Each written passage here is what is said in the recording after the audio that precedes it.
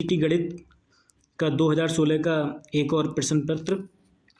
देखिए आज हम पहले प्रश्न से सॉल्व करना शुरू करेंगे इसको कि यदि सदिश 2i माइनस जे प्लस के कॉमा आई प्लस 2जे प्लस माइनस 3k तथा 3i प्लस एजे प्लस 5k एक समतलीय हैं तो ए का मान है। तो देखो आई जे के जैसे वैल्यू दे रखी है ना, ये इन सभी को एक डिटर्मिनेंट की फॉर्म में हमने लगा लिया। पहले आई जे के जो मान दे रखे हैं, फिर दूसरे सदिश के, फिर तीसरे सदिश के, इनको R1 के सापेक्ष प्रसार कर दिया। R1 के सापेक्ष जब प्रसार करेंगे तो यहाँ से ए की वैल्यू आएगी आपकी -4। सॉल्व आप कर सकते हैं, ठीक है। नेक्स्ट क्वेश्चन आपका है, देखिए एक कण ऊर्ध्वाधर दिशा में ऊर्ध्वाधरता ऊपर की ओर फेंका जाता है। यदि t1 व t2 समय पश्चात वह h ऊंचाई पर हो तो h का मान। देखो ये क्वेश्चन आपका क्या हुआ, रिपीट हुआ है। ये हमने पिछला 2021 पेपर में भी देखा था।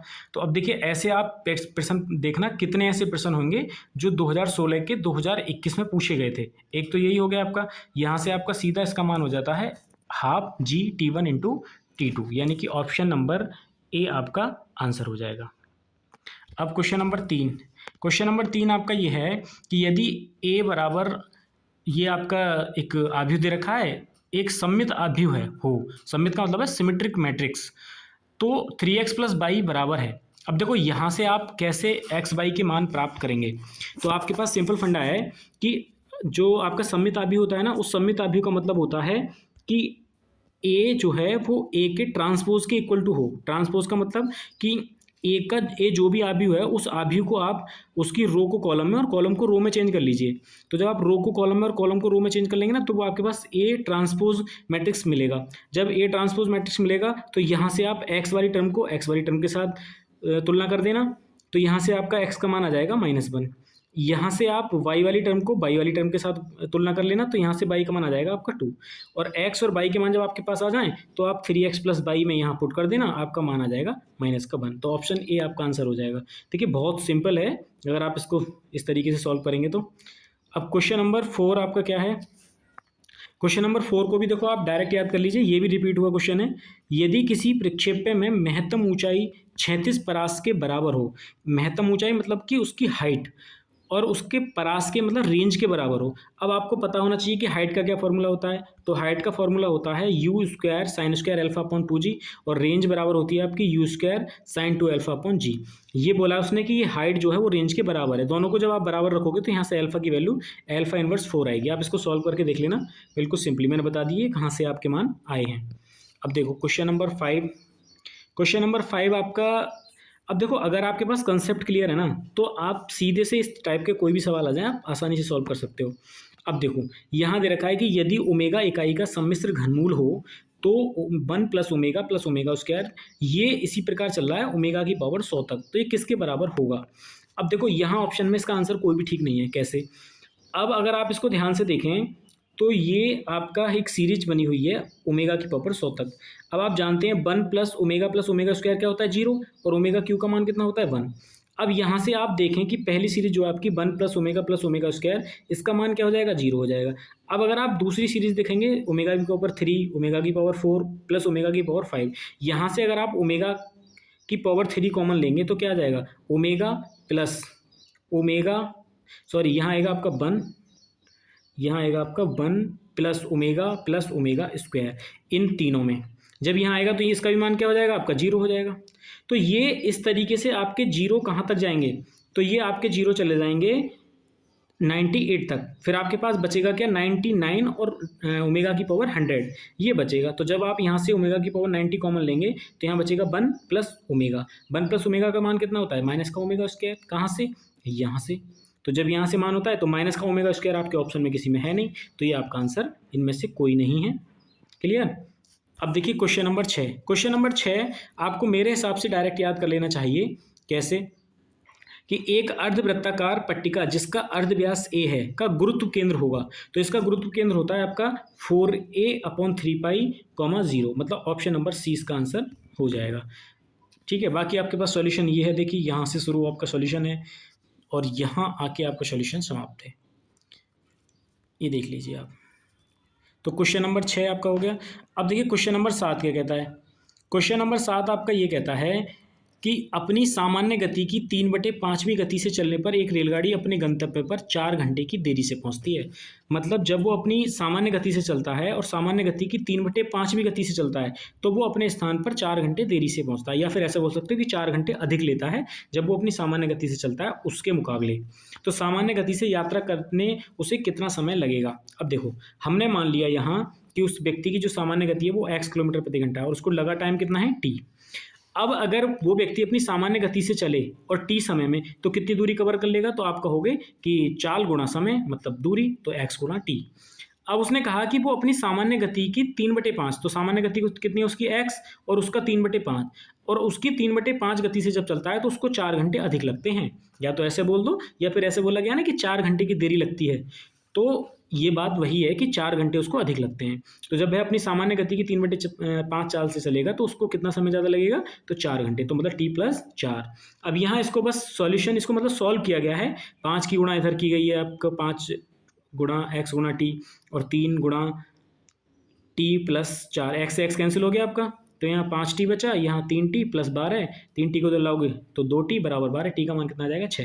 तो उस व्यक्ति को सामान्य गति से यात्रा करने में 6 घंटा लगा होगा। तो इस तरीके से आपका क्वेश्चन नंबर 7 हो जाएगा। क्वेश्चन नंबर 8 क्या है कि एक 75 मीटर लंबी रेलगाड़ी जो 20 किलोमीटर प्रति घंटा की चाल से चल रही है, प्लेटफॉर्म पर खड़े व्यक्ति को पार करने में लगा समय। अब देखो कितना सिंपल सवाल है कि अगर 75 मीटर लंबी रेलगाड़ी है जो 20 किलोमीटर प्रति घंटा की चाल से चल रही है प्लेटफॉर्म पर खड़े व्यक्ति को, तो खड़े व्यक्ति को पार करना मतलब अपने आप को पार करना। अब दूरी कितनी है 75 किलोमीटर, चाल क्या है 20 किलोमीटर प्रति घंटा, तो आपके पास जो दूरी दे रखी है वो ना मीटर में दे रखी है, तो आप इस चाल को भी मीटर प्रति सेकंड में बदल लीजिए। तो मीटर प्रति सेकंड में बदलने के लिए आपको क्या करना होगा, 5/18 से गुणा, तो आपको निकालना है कितना समय लगेगा। तो टाइम बराबर क्या होता है, आपको अगर पता है चाल बराबर दूरी बटे समय, तो टी बराबर क्या हो जाएगा, टी बराबर आपका हो जाएगा डिस्टेंस अपॉन स्पीड। तो डिस्टेंस कितनी है आपके पास 75 मीटर, और स्पीड कितनी आई आपके पास, तो ये आई आपके पास 20 गुणा 5, और ये 18 आया, तो इसको आप ऊपर लिख लेना 18 को, ठीक है। तो ये आ जाएगा आपका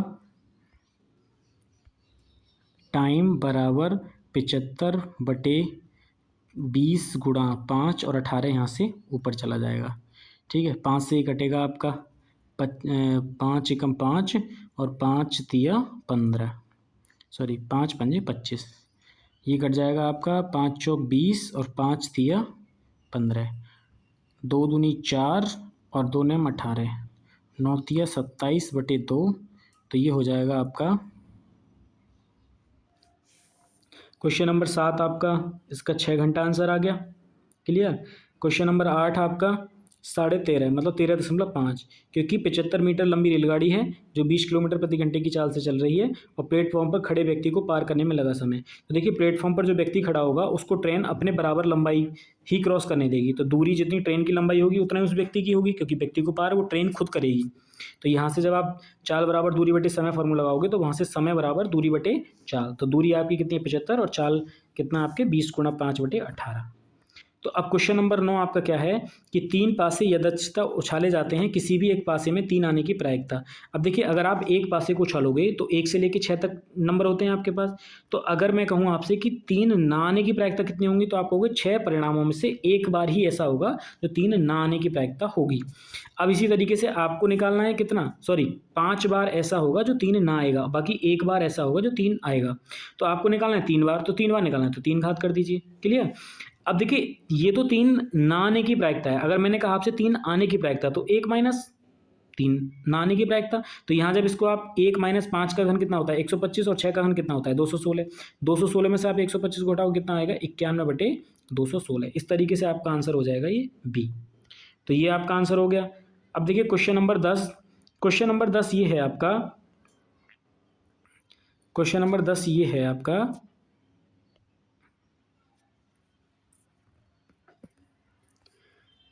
क्वेश्चन नंबर 10 ये बोला गया है कि यदि 10 निरूपणों का माध्य निरूपणों का 15 से मापन करने पर विचलनों का बीजीय योग 7 है तो माध्य होगा। देखो सॉल्यूशन तो आपके पास ये दे रखा है, लेकिन अगर मैं आपसे कहूँ कि इसका बीजीय योग मतलब सम कितना दे रखा है तो आप कहेंगे 7, क्लियर। अब 15 से मापन करने पर तो आपका 10 निरूपणों का है, तो यहाँ से अगर आप माध्य निकालेंगे तो 15 आपका क्या है, 15 और बटे ये आपका कितना हो जाएगा, 15 गुणा 10, 10 क्या निरूपण है, तो कितना हो जाएगा ये आपका 150। 150 को जब आप 10 से भाग करेंगे तो कितना आ जाएगा ये, तो ये आ जाएगा आपका 15।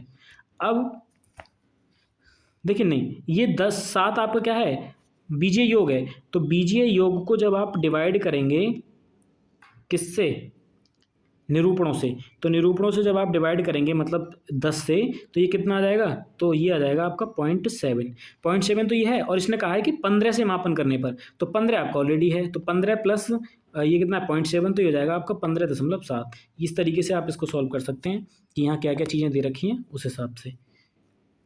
अब क्वेश्चन नंबर 11 क्या है, क्वेश्चन नंबर 11 ये है आपका कि समीकरणों दे रखी हैं दो समीकरण, 2x minus k y plus 7 is equals to 0 तथा 6x minus 12y plus 15 is equals to 0 का कोई हल नहीं है। देखिए कोई हल नहीं है, ना होने वाले केस में क्या होता है कि नो सॉल्यूशन की कंडीशन ये होती है आपकी कि a1/a2 बराबर हो b1/b2 के, लेकिन वो बराबर नहीं होना चाहिए c1/c2 के।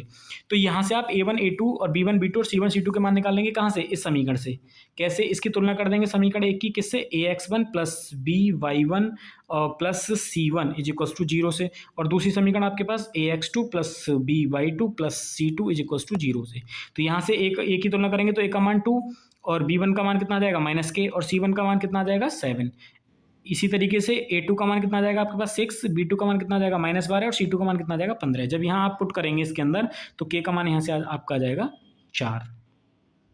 क्लियर। अब क्वेश्चन नंबर 12, क्वेश्चन नंबर 12 क्या है, क्वेश्चन नंबर 12 ये है कि यदि a plus b plus c बराबर 5 तथा a b plus b c plus c a बराबर 10 तो a cube plus b cube plus c cube minus 3abc का मान। देखो आप जानते हो a cube plus b cube plus c cube minus 3abc का फॉर्मूला क्या होता है, a plus b a square plus b square minus a b minus b c minus c A.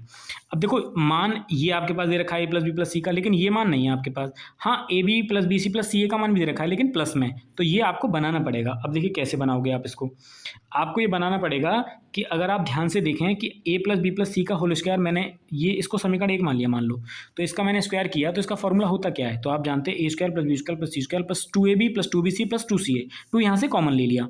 Clear. यहाँ से अब ए प्लस बी प्लस सी का मान कितना है 5, तो 5 का स्क्वायर करोगे तो कितना हो जाएगा 25 बराबर a square plus b square plus c square plus 2ab plus 2bc plus 2ca। अब यहाँ इसमें मैंने पुट कर दी वैल्यू, कैसे, इसका मान 5। अब ये 25 माइनस 3abc कैसे आया, देखो अगर आप ध्यान से देखें तो ये आपका है a square plus b square plus c square, इसका मान आपको निकालना है, तो ये कहाँ चला जाएगा इधर, तो ये हो जाएगा आपका 25 माइनस का 2ab plus b c plus c a, और ये वाला माइनस का तो ये भी इधर जाएगा, तो कितना हो जाएगा माइनस का 3ab plus b c plus c a. तो इसी तरीके से यहाँ आ गया आपका माइनस का 3ab plus b c plus c a. तो यहाँ इसने वैल्यू पुट कर दी, वैल्यू पुट करने के बाद जब इसको सॉल्व किया तो ये आया आपका माइनस का 25। तो क्वेश्चन नंबर 12 इस तरीके से आपका कंप्लीट हो जाता है। अब देखो क्वेश्चन नंबर 13, काफ़ी सरल सवाल है, बस थोड़ा सा समझने की जरूरत है आपको। कैसे, यदि log x 4 log x 16 log x 64 is equal to 12, तो x का मान देखो, इसको ना मैंने 4 जैसे इसका ये मान दे रखा है, तो 16 को भी 4 के रूप में बना लिया, 64 को भी 4 के रूप में बना लिया। कैसे, 16 को आप लिख सकते हो 4 की पावर 2, जब आप इसको लिखोगे log x 4 की पावर 2, तो log m की पावर n क्या होता है 2 log m। क्लियर। यहाँ कितना है 4, तो ये हो गया आपका 2 log x4। इसीलिए इसी तरीके से आपने 64 को क्या लिख लिया 4 की पावर 3, तो 3 आपकी घात आगे आ गई, तो log x इंटू 4। अब इसको आपने इसको सही तरीके से लिखा तो ये आपका हो जाएगा log x4 2 log x4 3 log x4, तो 3 log x4 और 2 और 1 कितना हो जाएगा 6, तो 6 log x4 is equal to 12। 6 से जब आप इसको डिवाइड करोगे 12 को 2 बार, तो log x 4 बराबर कितना हो जाएगा 2। यहाँ से अगर आप 4 बराबर लिखोगे तो ये x जो है आपका यहाँ आ जाएगा बेस में, और ये इसकी घात बन जाएगी, तो एक्स स्क्वायर बराबर 4 आ गया, तो x बराबर क्या आ जाएगा √4, और x बराबर क्या आ जाएगा यहाँ से 2, तो x का मान आपका आ गया 2। इसी तरीके से क्वेश्चन नंबर 14, क्वेश्चन नंबर 14 को आप देखिए। देखो आप इस सवाल को दो तरीके से कर सकते हो, कौन कौन से तरीके से मैं आपको बताता हूँ। एक तो तरीका आपके पास ये है कि इसने बोला है कि यदि ABC समांतर श्रेणी में है तथा x y z गुणोत्तर श्रेणी में हो, तो x की पावर ये और y की पावर ये और z की पावर ये, इसका मान ज्ञात कीजिए। अब देखो अगर आपके पास समांतर श्रेणी में कोई ABC, मान लो कि ABC समांतर श्रेणी में है, तो इनके मान आपको मानने हैं 1 2 3। तो ABC की वैल्यू आपके पास पता चल गई।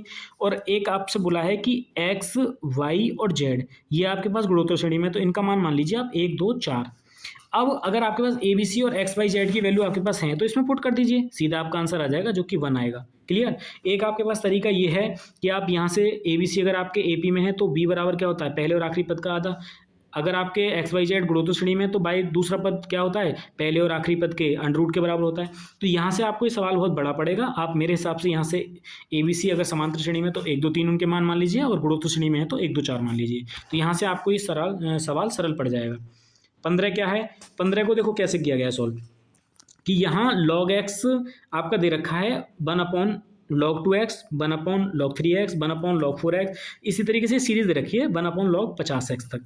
तो आप इसको सॉल्व कर सकते हैं कि अगर मैं चाहूँ इसको, जैसे लिखा हुआ है कि 1/log 2 बेस इंटू एक्स, तो इसको मैं ऐसे लिख सकता हूँ कि 1/log x/log 2। तो log 2 पर चला जाएगा तो ये हो जाएगा आपका log 2/log x। इसको ऐसे लिखा जा सकता है कि log बेस में x इंटू 2 सीधे। तो आप यहाँ से इसको ऐसे लिख सकते हो, सीधी लाइन, इतना ना बढ़ा करके, क्योंकि हर लाइन को बढ़ाओगे तो बहुत समय लगेगा। यहाँ से आप सीधे लिख सकते हो log base x2 log base x3 4 50। अगर आप यहाँ से log x कॉमन लेंगे तो यहाँ बचेगा 2 4 3 4 5 50 तक। अगर आप फैक्टोरियल 50 का मान जानते हैं तो ये होता है आपका 50 गुणा 49 गुणा 48, और ये कहाँ तक, 2 तक होता है, 1 तक होता है। 1 से गुणा करोगे कोई फर्क नहीं पड़ेगा। तो आप इसको क्या लिख सकते हो, फैक्टोरियल 50 लिख सकते हो। क्लियर। अब फैक्टोरियल जब 50 आपने लिख लिया तो ये हो गया आपका log x फैक्टोरियल 50। तो आप इसको भी तो ऐसे लिख सकते हो कि x इंटू में और जो आपका फैक्टोरियल है वो बेस में। तो इस तरीके से आपका आंसर क्या हो जाएगा, तो इस तरीके से आपका आंसर ऑप्शन हो जाएगा सी सही। क्लियर। तो ये क्वेश्चन नंबर 15 का मान सही हो जाएगा आपका। अब देखिए क्वेश्चन नंबर 16। क्वेश्चन नंबर 16 आपका क्या है कि यदि G एक चक्रीय क्रम का समूह है तो इसमें एक अवयव A does not equal E होगा तो संतुष्ट करेगा। तो सम क्रम का समूह है तो ये किसको संतुष्ट करेगा, A² is equals to E को संतुष्ट करेगा। तो इस तरीके से इसका ऑप्शन क्या हो जाएगा, ए सही हो जाएगा। अब देखिए क्वेश्चन नंबर आपका ये हो जाएगा 17। तो 17 क्या है, 17 ये है कि limit x tending towards a 1 minus under root x upon cos inverse x। तो इसका मान बताना है आपको। अब देखिए अगर आप यहाँ लिमिट पुट करेंगे इसके अंदर तो 1 रखने पर ये क्या हो जाएगा, 0.0 फॉर्म देगा, क्योंकि अंडर रूट एक्स का मान 1 1 माइनस 1 0, तो 0.0। तो अगर आपको कहीं भी 0.0 फॉर्म मिलती है तो वहाँ आप क्या करते हो, एल हॉस्पिटल रूल लगाते हो। एल हॉस्पिटल रूल क्या कहता है कि ऊपर का डिफरेंशियल ऊपर और नीचे का नीचे। तो 1 का करोगे 0 और अंडर रूट एक्स का करोगे तो minus 1/2 under root x, minus है तो माइनस। इस तरीके से कॉस इनवर्स एक्स का क्या होता है, माइनस का 1/√1 माइनस एक्स स्क्वायर। यहाँ अगर आप लिमिट पुट करोगे तो ये आपका 0 बनेगा, 0.2 से अगर भाग करोगे तो क्या आ जाएगा, 0 आ जाएगा। इस तरीके से ऑप्शन आपका ए सही हो जाएगा। क्लियर। अब देखिए क्वेश्चन नंबर 18, समीशन r बराबर 1 to n sine square r पाई बटे 18 का मान है। देखो ये सवाल है कितना सरल, पहले तो ये देखिए आप इस सवाल में, ऐसे सवालों में क्या करना होता है, जैसे ये सीरीज में दे रखा है आपको कि समीशन r बराबर 1 to 9, तो मतलब r का मान 1 से लेकर 9 तक रखने के बाद आपको एक फंक्शन चाहिए, एक तरीके से ऐसा समझ लो आप। तो आपने जब यहाँ r का मान 1 रखा तो साइन स्क्वायर r का मान 1 तो π/18, फिर 2π/18, फिर इस तरीके से कहाँ तक आएगा 9π/18। यहाँ अगर आप लास्ट में देखें तो 9 से अगर आप 18 को काटेंगे तो कितना बार कटेगा, 2 बार, और साइन π/2 का मान कितना होता है 1, तो यहाँ सीधे 1 आ गया। अब देखो इसका फायदा क्या हुआ, आपके पास टर्म आई थी 9 तक टर्म आई थी, तो आपके पास कितनी बची, अब 8 बची, एक का मान तो 1 आ गया। अब उन 8 टर्मों को कैसे एडजस्ट करना है, अगर आप पहली और 8वीं टर्म को देखें ध्यान से तो ये है साइन स्क्वायर π/18, ये जो है आपकी साइन स्क्वायर 8π/18, तो इसको आप लिख सकते हो साइन स्क्वायर π/2 माइनस π/18। क्यों, क्योंकि 18 अगर आप यहाँ से एलसीएम लेंगे तो 2 से 18 9 बार, तो 9π बचेगा, 18 से 1 बार तो ये बचेगा 1π, 9π में से 1π जाएगा तो कितना बचेगा 8π/18। तो इसको आप साइन स्क्वायर π/2 माइनस 18 लिख सकते हो। जब आप इसको ऐसे लिख सकते हो तो आप जानते हो कि साइन π/2 माइनस थीटा क्या होता है, कॉस थीटा, तो ये आपका यहाँ से आएगा कॉस स्क्वायर थीटा, मतलब कॉस स्क्वायर π/18। तो साइन स्क्वायर π/18 और प्लस कॉस स्क्वायर π/18 क्या हो जाएगा 1। तो ये आपकी पहली टर्म और ये आपकी कौन सी 8वीं टर्म, इसी तरीके से दूसरी टर्म और ये 7वीं टर्म, तीसरी टर्म और ये 6ठी टर्म, चौथी टर्म और ये 5वीं टर्म। तो ये 4 टर्म और बनेंगी जिनका मान 1 आएगा, क्योंकि sine square theta plus cos square theta क्या होता है 1 होता है। तो ये इस तरीके से जब आप 1 को 4 बार और 1 बार ये आपका है ही, तो टोटल मिला के जब जोड़ोगे तो कितना आ जाएगा आपका, ये 5 आ जाएगा। तो इस तरीके से इसका आंसर आपका क्या हो जाएगा, क्वेश्चन नंबर 18 का 5 हो जाएगा। अब देखिए क्वेश्चन नंबर 19 क्या है, cos square a 1 minus a square upon 1 plus a square minus cos inverse 1 minus b square upon 1 plus b square बराबर 2 tan इनवर्स एक्स। वैल्यू चाहिए आपको एक्स की। देखो बहुत सरल सवाल है और रिपीट क्वेश्चन है, ये रिपीट क्वेश्चन है। तो देखो कैसे करेंगे हम इसको कि यहाँ आप ना वैल्यू मान लीजिए, आपने वैल्यू क्या मानी, आपने वैल्यू मान ली है कि ए का मान आपने मान लिया 10 ए और बी का मान मान लिया 10 बी।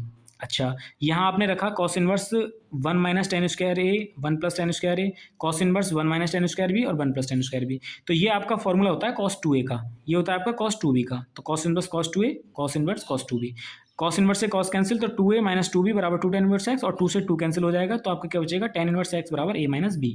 अब देखिए यहाँ आपने वापस से क्या किया कि a और b की वैल्यू रख दी। a का मान कितना है आपके पास, tan इनवर्स a यहाँ से बनेगा और यहाँ से tan इनवर्स b बनेगा। तो जब आपने वैल्यू रख दी तो ये होता है आपका tan inverse a minus tan inverse b। तो tan inverse a minus tan inverse b का फॉर्मूला क्या होता है, tan inverse a minus b upon 1 plus a b. tan inverse से tan इनवर्स कैंसिल हो जाएगा, क्या बचेगा x बराबर आपका हो जाएगा a minus b upon 1 plus a b. काफ़ी सरल सवाल है, जब आप इसको सॉल्व करोगे तो ये आपको बहुत सरल पड़ेगा। अब देखिए क्वेश्चन नंबर 20, कितना सरल सवाल है, थोड़ा सा बड़ा लगेगा आपको कि ये the polar form of -1 minus under root minus का 3 इज, इसका ध्रुवीय रूप आपको बताना है कि क्या होता है।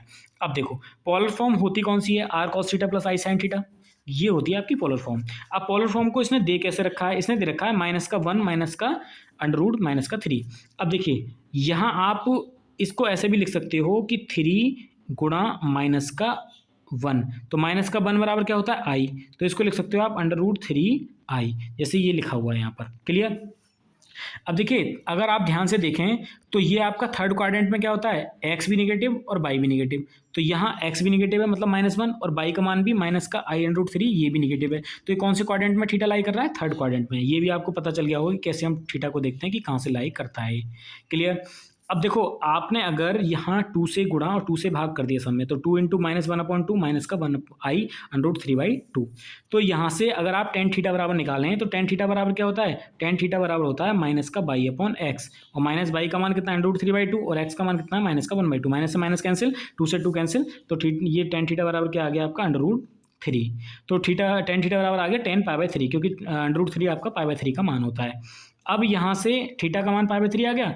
अब देखिए थीटा इज थर्ड क्वाड्रेंट, मतलब थर्ड क्वाड्रेंट में लाई कर रहा है, तो थर्ड क्वाड्रेंट में क्या होता है आपका थीटा माइनस पाई, और थीटा का मान कितना है आपका π/3, तो π/3 माइनस पाई क्या हो जाएगा माइनस का 2π/3।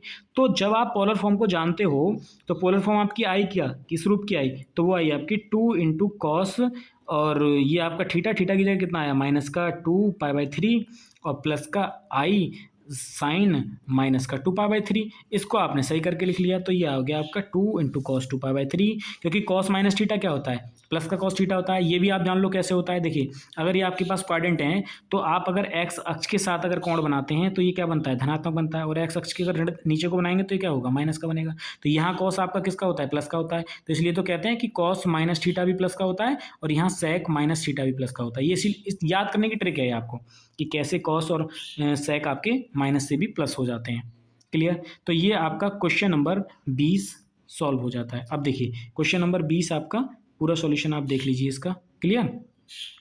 अब देखो क्वेश्चन नंबर 21, मेरे हिसाब से आप क्वेश्चन नंबर 21 को डायरेक्ट याद कर लीजिए कि ये रिपीट होते हैं क्वेश्चन एज इट इज।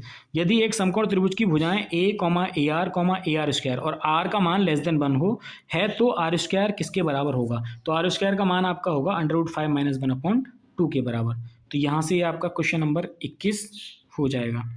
अब देखिए क्वेश्चन नंबर 22 क्या है, क्वेश्चन नंबर 22 आपकी एक ना प्रॉपर्टी है, आप इसको बोल सकते हो कि ये प्रॉपर्टी है क्वेश्चन नंबर 22। देखिए क्वेश्चन नंबर 22 क्या है कि यदि f(x) बराबर cos hyperbolic x plus sine hyperbolic x, तो निम्नलिखित में से कौन सा एक सही है। तो देखो सही क्या होता है, ये आपका सही है सी कैसे, f(x) into f y is equals to f(x) plus y, ऐसे नहीं f(x) प्लस f वाई, नहीं f(x) प्लस वाई, ये आपको याद रखना है। ठीक है, तो ऑप्शन सी आपका आंसर सही हो जाएगा। अब देखिए क्वेश्चन नंबर आपका 23, क्वेश्चन नंबर 23 क्या है, एक समबाहु त्रिभुज के आधार का समीकरण x plus y is equals to 1 है तथा उसका शीर्ष 1, -1 है तो उसकी भुजा की लंबाई होगी। देखो अगर त्रिभुज ABC एक समबाहु त्रिभुज है और शीर्ष A के बिंदु 1, -1 तथा आधार BC का समीकरण x + y = 1 है तो AD जो ये आपकी भुजा है ना, AD बराबर लंबाई, तो वो होती है जो भी समीकरण आपकी दे रखी है x + y, और ये प्लस का बन इधर आके माइनस का हो जाएगा, -1 अपॉन x² + y का स्क्वायर। तो x का गुणांक कितना है 1 और प्लस y का गुणांक कितना है 1, तो 1 का स्क्वायर 2, तो 1 से 1 कैंसिल हो जाएगा यहाँ, और क्या बचेगा 1/√2 बचेगा। तो 1/√2 बचेगा। अब 1/√2, तो ये AD का मान आ गया, AD का मान आ गया आपके पास 1/√2, क्योंकि इसने पूछा है उसकी भुजा की लंबाई। इस तरीके के अगर आपको आधार का समीकरण दे दे और एक उसका शीर्ष के निर्देशांक दे दे, तो आपको अगर AD की लंबाई पूछे तो इस तरीके से आप AD की लंबाई निकाल सकते हो 1/√2, लेकिन आपसे पूछिए भुजा की लंबाई। तो देखो आप जानते हो समबाहु त्रिभुज की ऊंचाई जो होती है वो क्या होती है, h = √3/2 इंटू भुजा।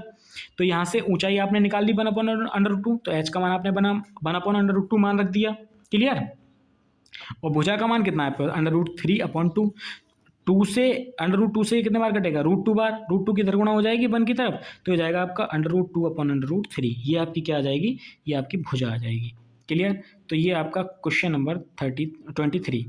क्वेश्चन नंबर 24, देखिए क्वेश्चन नंबर 24 क्या है, काफ़ी सरल सवाल है क्वेश्चन 24 ये है आपका कि यदि कोई सरल रेखा निर्देशांक अक्षों से अल्फा बीटा तथा गामा कोण बनाए तो sin² alpha plus sin² beta plus sin² gamma बराबर है। देखिए सीधे मेरे हिसाब से आप इस क्वेश्चन को याद कर लीजिए, इसका मान 2 होता है। कैसे होता है, सरल रेखा के अक्षों का कोण L = cos alpha, M = cos beta, N = cos gamma, तो L² + M² + N² बराबर होता है 1, तो L का मान cos² अल्फा, M का मान cos² बीटा, N का मान cos² गामा = कितना है 1।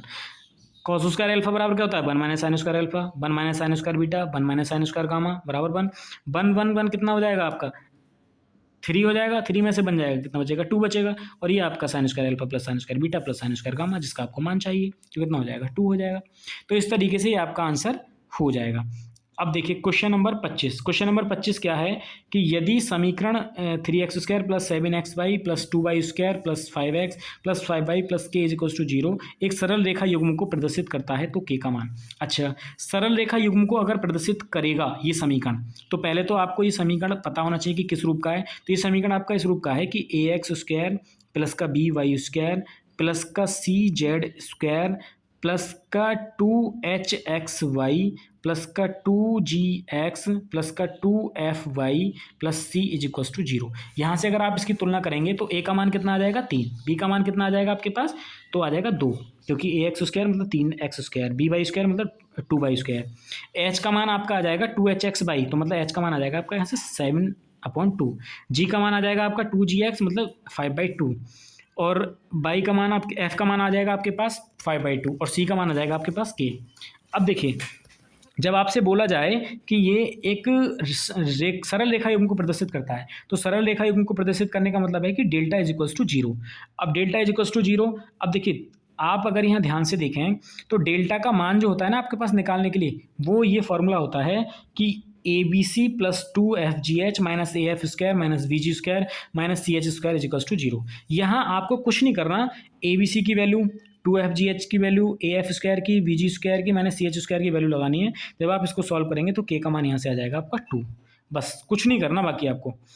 अब देखिए क्वेश्चन नंबर 26, क्वेश्चन नंबर 26 क्या है कि 3 दिए गए बिंदुओं 1,0,0, 0,1,0 तथा 0,0,1 से जाते हुए गोलों की संख्या।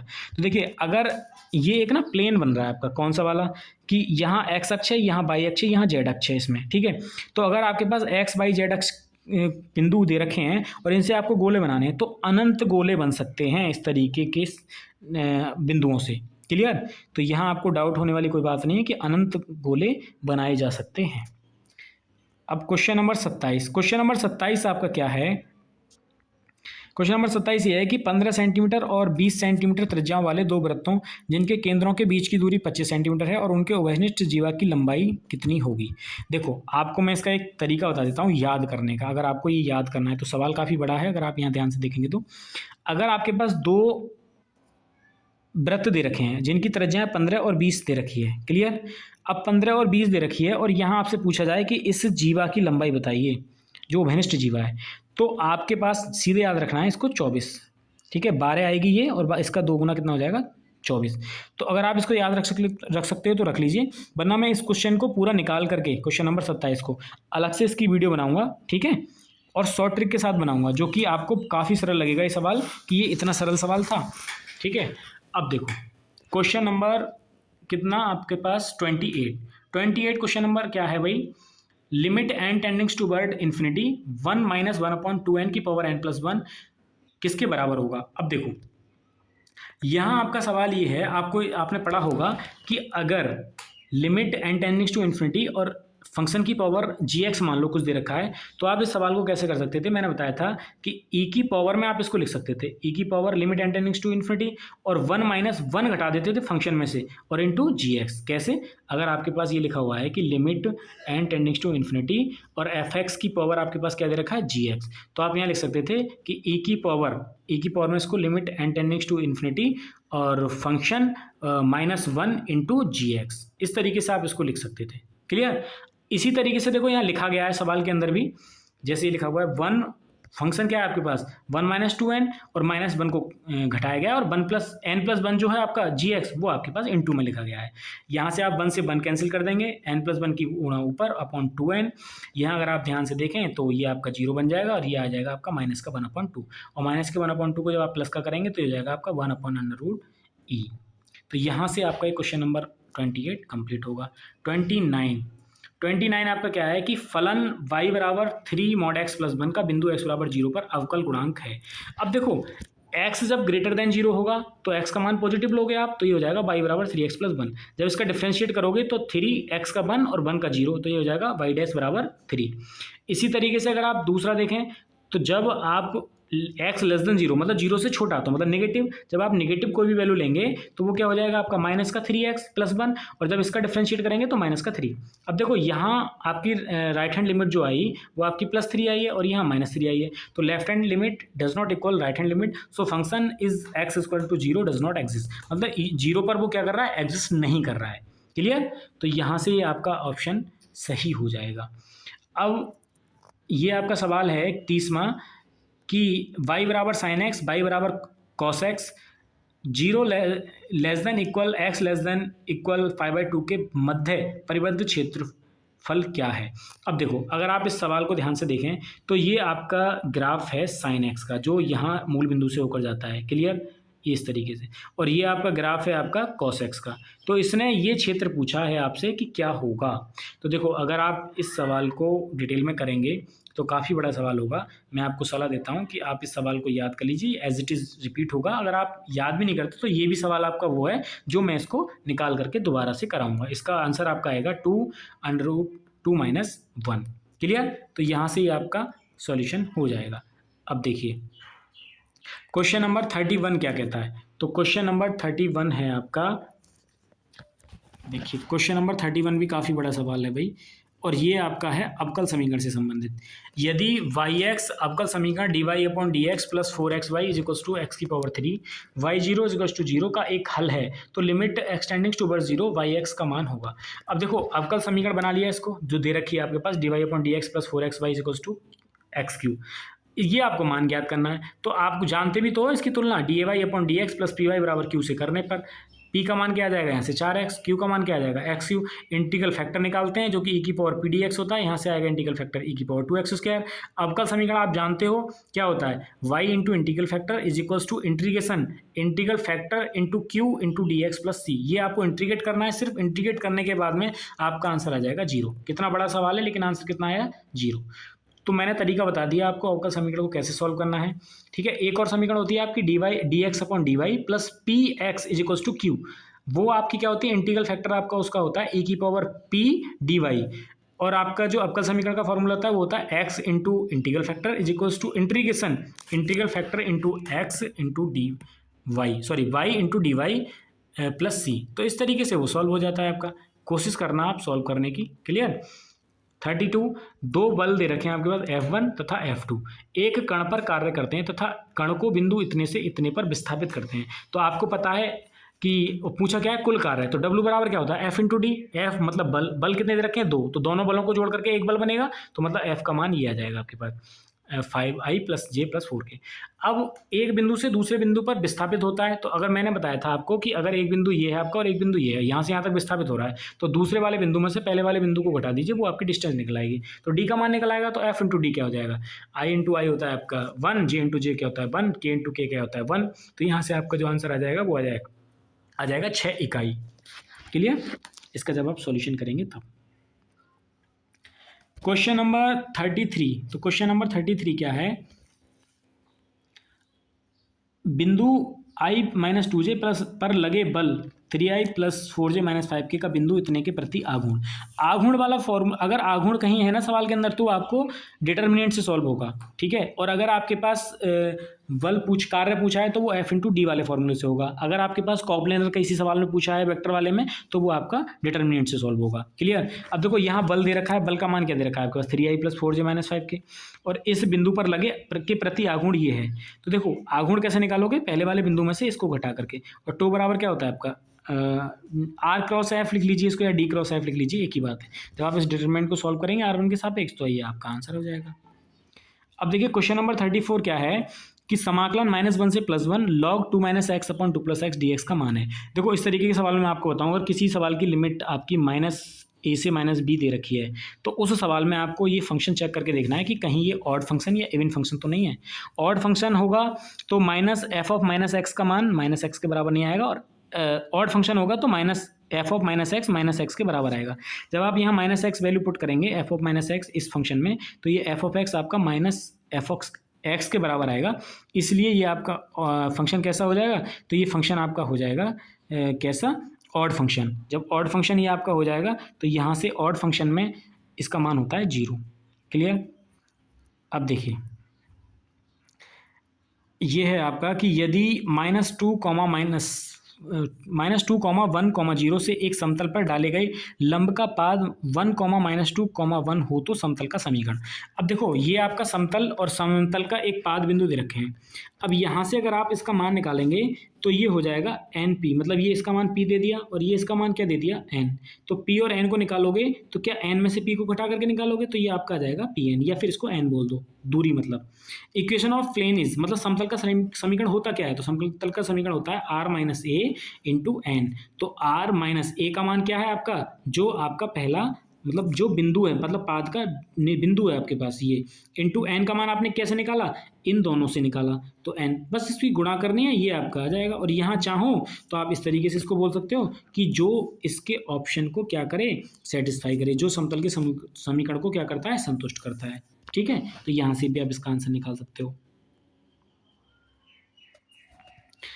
अब देखिए क्वेश्चन नंबर आपका है 36 क्या कहता है कि यदि ए बी और सी इकाई सदिश है। इकाई सदिश का मतलब होता है ए बी और सी का मान क्या है 1 है, तथा a प्लस बी का whole square is equals to b plus c का whole square is equals to c plus a का होल स्क्वायर 8 है, तो 2a plus b plus c बराबर होगा किसके।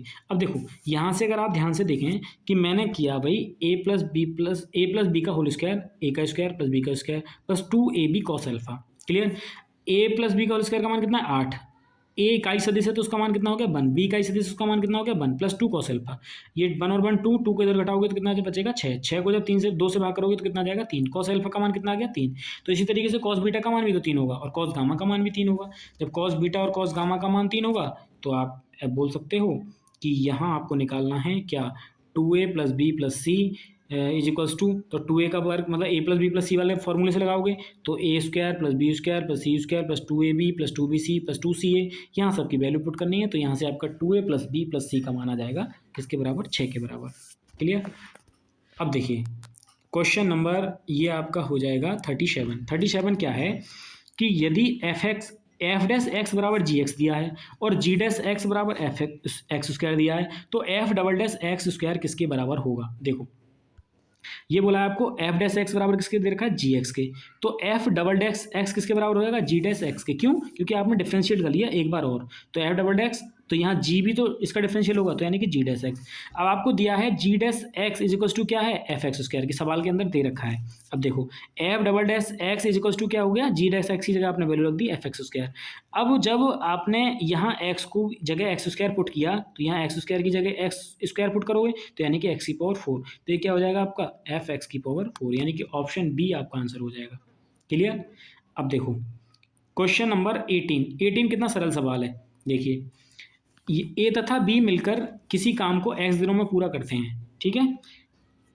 ए अकेला इस काम को एक्स प्लस 2 दिनों, मतलब कहने का ये है कि ए प्लस बी जब करते हैं तो उसको एक्स दिन लगते हैं, और ए अकेला इस काम को करता है तो कितना लगता है उसको, यानी कि एक्स प्लस 2 दिन में करता है। बी अकेला करता है तो कितने दिनों में करता है, एक्स प्लस 8 दिनों में करता है। तो यहाँ कहने का मतलब ये हुआ कि ए प्लस बी दोनों मिलकर करेंगे तो 1/x, ठीक है, ये बना हुआ है 1/x, और ए अकेला तो 1/x+2, बी अकेला 1/x+8। यहाँ से अगर आप इस सवाल को मेरे हिसाब से ऑप्शन की मदद से करेंगे तो आपको बहुत अच्छे जल्दी समझ में आ जाएगा, और जल्दी हो भी जाएगा। कैसे, देखिए अगर आप यहाँ x का मान रखते हैं 4, तो ये आपका हो गया 1/4। 1/4 कैसे आए, तो 1/x का मान अगर आपने यहाँ 4 रखा, 4 और 2 कितना हो जाएगा 6, प्लस 1/x का मान अगर आपने 4 रखा तो 4 और 8 कितना हो जाएगा 12। क्लियर। यहाँ से अगर आप 12 एलसीएम लेंगे तो 6 दूनी 12 मतलब 2, 12 कम 12 मतलब 1, तो 2 और 1 कितना हो जाएगा 3 ये हो जाएगा 12, 3 एकम 3 और 3 चौक 12, तो 1/4 यहाँ से और 1/4 यहाँ से, दोनों से बराबर आ रहा है, तो इसका मतलब आपका ऑप्शन कौन सा हो जाएगा, यानी कि बी ऑप्शन आपका सही हो जाएगा। अब क्वेश्चन नंबर आपका 39 क्या है कि एक व्यक्ति ए से बी तक एक औसत चाल x किलोमीटर प्रति घंटा से जाता है तथा 22 किलोमीटर प्रति घंटा की औसत चाल से वापस बी से ए तक लौटता है। कुल यात्रा में उसकी औसत चाल है। तो देखिए औसत चाल का फॉर्मूला क्या होता है, तो औसत चाल का फॉर्मूला आपका होता है 2x/x+y, यानी कि ऑप्शन नंबर बी। क्लियर। अब देखिए क्वेश्चन नंबर हमें चाहिए 40 क्या है, क्वेश्चन नंबर 40 ये है आपका कि 25,000 का 2 वर्ष का चक्रवृद्धि ब्याज से मिश्र धन क्या होगा यदि उत्तरोत्तर वर्षों में ब्याज का दर 4% तथा 5% हो। देखिए इस सवाल को मैं आपको कोशिश करता हूँ समझाने की ट्री मेथड से। ट्री मेथड क्या कहता है कि अगर आपके पास मूलधन दे रखा है 25,000, तो आपने लिखा 25,000 को इस तरीके से। क्लियर। अब 2 वर्ष का चक्रवृद्धि ब्याज है तो आपने 2 पेड़ बना लिए। क्या होगा, मिश्र धन क्या होगा यदि उत्तरोत्तर वर्षों में ब्याज का दर 4% तथा 5% हो। ऐसा 3 वर्षों के लिए भी हो सकता है। तो देखो पहले साल जब आप इसको 4% निकालेंगे तो 4% का क्या मतलब होता है 1/25। तो जब आप इसका 1/25 पहले साल का निकालेंगे तो 25 एकम 25 यानी कि 1,000 रुपये ब्याज मिलेगा उसको पहले साल में। दूसरे साल में जब 5% निकालेंगे तो 5% का क्या मतलब होता है, तो यानी कि 1/20। जब आप इसका 1/20 निकालेंगे तो 0 से 0 कैंसिल और ये हो जाएगा आपका 1250। क्लियर। अब 25,000 तो आपका ये मूलधन है, और दूसरे हाँ एक चीज़ और, ब्याज पर भी तो ब्याज मिलेगा दूसरे साल। जब आप 1/20 इसका निकालेंगे तो ये हो जाएगा आपका 1,000 का आप 1/20 निकालेंगे तो कितना हो जाएगा, 0 से 0 कैंसिल और 2 पंजे 10 मतलब कि 50। तो 1250 प्लस 50 1300 और प्लस 1,000 मतलब 2300 रुपये ब्याज मिलेगा 25,000 पर। 25 और 3 कितना हो जाएगा आपका 23,000 नहीं भाई, 1250 प्लस 50 यानी कि 1300 और 2 1,000 2300, तो 25,000 में जब 2300 जोड़ोगे तो ये हो जाएगा आपका 27,300। तो इस तरीके से ये आपका आंसर हो जाएगा। अगर आपको लगता है कि ये 2 साल वाला सरल है हमारा, जो हम जानते हैं a बराबर p 1 + r/100n, तो आप इस तरीके से भी सवाल को कर सकते हो जो यहाँ दिया हुआ है। क्लियर। मेरे हिसाब से आप इसी तरीके से करना जो मैंने बताया है। अब देखिए क्वेश्चन नंबर आपका है 41 क्या कहता है कि यदि वितरण 10 12 13 16, x, 20, 25, 30 की माध्यिका 18 हो तो x का मान। अब देखिए ये दे कितने रखे हैं वितरण आपको, तो ये दे रखे हैं 8 क्या है सम संख्या। तो माध्यिका बराबर क्या होती है n वां पद प्लस n/2वां पद, n/2 प्लस 1वां पद अपॉन 2। क्लियर। अब देखिए n वां पद मतलब 8 संख्या है, तो 8 को 2 से भाग करोगे तो कितना हो जाएगा 4वां पद, प्लस 2 को 8 को भाग करोगे 2 से तो 4, और 4 + 1 क्या हो जाएगा 5वां पद। तो चौथा पद क्या है आपके पास 16, और 5वां पद आपके पास क्या है x, तो 16 + x बटे में कितना है 2, और माध्यिका कितनी है 18 है। 2 की 18 में गुणा करोगे 36, 36 में 16 घटाओ कितना आ जाएगा 20, तो x का मान सीधे आपका निकला है 20। यही आपसे पूछा था आंसर। क्लियर। तो 41 इस तरीके से हो जाएगा। अब देखिए 42 क्या है आपका, 42 तो बहुत सरल सवाल है। कैसे, यदि x + 9/x = 6 तो एक्स स्क्वायर प्लस 9/x² का मान होगा। इस तरीके के सवालों को आप ध्यान से देखो, ये आपके सभी एग्जाम्स में पूछे जाते हैं। यहाँ ना आप इसको संतुष्ट कर लीजिए, किस नंबर को रखने से संतुष्ट हो रहा है। देखो अगर ये मैं यहाँ x की वैल्यू 3 रखता हूँ, तो 3 रखने पर ये क्या आएगा, 3 यहाँ रखा आपने तो 3 + 9/3, और 3 से 3 कैंसिल किया, कितना हो जाए 3, 3 और 3 कितना हो गया 6। मतलब ये x बराबर 3 रखने पर क्या हो रहा है, संतुष्ट हो रहा है। जब ये संतुष्ट हो रहा है तो इस समीकरण में भी आप 3 रख दीजिए। कैसे, 3 यहाँ रखोगे तो 3 का स्क्वायर कितना हो जाएगा 9, प्लस यहाँ 9 और 3 का स्क्वायर कितना हो जाएगा 9, 9 से 9 कितने बार, एक बार कैंसिल, 9 और 1 कितना हो जाएगा 10। तो ऑप्शन डी आपका आंसर है। फालतू में कहाँ और ज़्यादा चीज़ों को करते फिरोगे, सीधे से इसका आंसर आ रहा है। अब क्वेश्चन नंबर आपका हो गया 43 भी आपका क्या आंसर है। ये सवाल भी आप ऑप्शन की मदद से सॉल्व कर सकते हो। तो बाकी अगर आप चाहते हो कि हम नहीं तो हम तो एलसीएम लेके करेंगे, तो x - 3 और x + 5 को एलसीएम लीजिए, x + 5 की इधर गुणा, x - 3 की इधर गुणा, 1/6, फिर इसको सॉल्व कर लीजिएगा, द्विघात समीकरण बनेगी, यहाँ से x के मूल आ जाएंगे। बाकी अगर आप चाहते हैं कि हम ऑप्शन से इसको करना चाहते हैं, तो यहाँ समीकरण में आप सीधे ऑप्शन को रखिएगा, सीधे आपके आंसर आ जाएंगे बहुत जल्दी। तो ऑप्शन बाई ऑप्शन से भी आपका सवाल जल्दी हो सकता है। अच्छा ये देखिए सवाल, अच्छा सवाल है, ट्रिक के माध्यम से इसको कराता हूँ कि 3x - 2/x² की पावर 15 के विस्तार में कौन सा पद x से स्वतंत्र पद है। यहाँ तो पूछ लिया आपसे कि कौन सा पद x से स्वतंत्र है, यहाँ मान भी पूछ सकता था कि x से स्वतंत्र पद का मान ज्ञात कीजिए। तो अगर आपसे स्वतंत्र पद पूछे तो ना पहले आप r का मान निकाल लीजिए। r का मान आप कैसे निकालेंगे, तो r का मान निकालेंगे आप r p + q = n। अच्छा r का मान आपको निकालना, p क्या है, p है आपका 3x की पावर p अपॉन 2/x की पावर ये है q। तो p का मान कितना है आपके पास 1, q का मान आपके पास कितना है 2, और = n का मान कितना है जो घात है मतलब 15। तो 2 और 1 3, और 3 पंजे कितना हो जाएगा 5। तो r का मान कितना आ गया 5। जो आपका x से स्वतंत्र पद होता है ना, वो होता है आपका tr + 1th टर्म। तो r का मान कितना है आपके पास 5, 5 + 1 क्या हो जाएगा 6। तो मतलब छठी टर्म जो होगी वो आपके पास वो क्या होगी, तो वो आपके पास x से स्वतंत्र पद होगा। अगर मान निकालना होता है इसका तो हम मान भी निकाल देते इसका। क्लियर आएगा, आने दो सवाल उसको, मैं बताता हूँ कैसे निकालेंगे। देखिए यहाँ आपके पास 2 मैट्रिक्स, ये भी रिपीट सवाल है आपका। यदि A बराबर मैट्रिक्स दी हुई है, B बराबर भी मैट्रिक्स दी हुई है, तो ए बी का मान, तो ये आपके पास आएगा D, ऑप्शन नंबर D, मतलब 0 0। कैसे करते हैं भाई, पहली रो को पहले कॉलम के साथ गुणा, पहली रो को दूसरे कॉलम के साथ गुणा, तो वो आता है आपके पास यहाँ पहली रो का पहले कॉलम के साथ गुणा, यहाँ पहली रो का दूसरे कॉलम के साथ गुणा, यहाँ आता है। फिर दूसरी रो का पहले कॉलम के साथ गुणा, यहाँ आती है। फिर दूसरी रो का दूसरे कॉलम के साथ गुणा, यहाँ आती है। जब इनको जोड़ोगे आप तो क्या बनेगा, ये 0 0 वाली फॉर्म बनेगी। तो इस तरीके से आपका आंसर हो जाएगा। क्वेश्चन नंबर 46 देखिए क्या है। क्वेश्चन नंबर 46 तो आपका काफ़ी सरल सवाल है, थोड़ा सा लगेगा आपको। अब देखिए करना कैसे इसको। 46 नंबर सवाल आपका ये है कि x² + 2x³ 3 + 3x⁴ plus mod x का मान आपका <1 दे रखा है। अब देखिए यहाँ आप 1/2 को लिख सकते हो माइनस का 1/2 इंटू x²। यहाँ 2/3 को लिख सकते हो माइनस का 1/3 इंटू x³। यहाँ लिख सकते हो आप 3⁴ को 1/4 इंटू x⁴। जब आप x² किसके अंदर गुणा करोगे, x³ किसके अंदर, x4 किसके अंदर, तो आपकी इस तरीके की सीरीज बनेगी। उसके बाद x² x³ + x4, इसको यहाँ कॉमन ले लीजिए, प्लस ये वाली माइनस का 1/2 इंटू x² माइनस का 3/x³ माइनस का 1/4 इंटू x4, इसको यहाँ लिख लीजिए। अब यहाँ से x² जब आप कॉमन ले लेंगे तो यहाँ बचेगा 1 + x + x² + इन्फिनाइट तक ये सीरीज चल रही है, क्योंकि एंड सो ऑन इस प्रकार दे रखा है। यहाँ से अगर आप माइनस का x माइनस का 1/2 इस तरीके से करेंगे तो यहाँ आपका बच जाएगा प्लस का x। क्लियर है। अब देखिए यहाँ जब बच जाएगा ये, जब इसको आप सॉल्व करोगे तो x² ये आपका होता है 1/1 - x, प्लस ये होता है आपका log 1 - x का एक्सपेंशन होता है, प्लस x। इसको जब आप सॉल्व करेंगे तो ये आ जाएगा आपका x/1 - x प्लस log 1 - का x। ये एक आपकी स्टेटमेंट है कि सभी चक्रीय समूह ओवेली होते हैं, जी बिल्कुल होते हैं। All cyclic groups are abelian group. दूसरा बी क्या है, the order of the cyclic group is same as the order of its generator. मतलब चक्रीय समूह की कोटि उसके जनक की कोटि के बराबर होती है। जी हाँ, ये भी बोथ स्टेटमेंट इज ट्रू, मतलब दोनों जो स्टेटमेंट है वो आपके क्या हैं, सत्य हैं। अब क्वेश्चन नंबर 48 देखिए।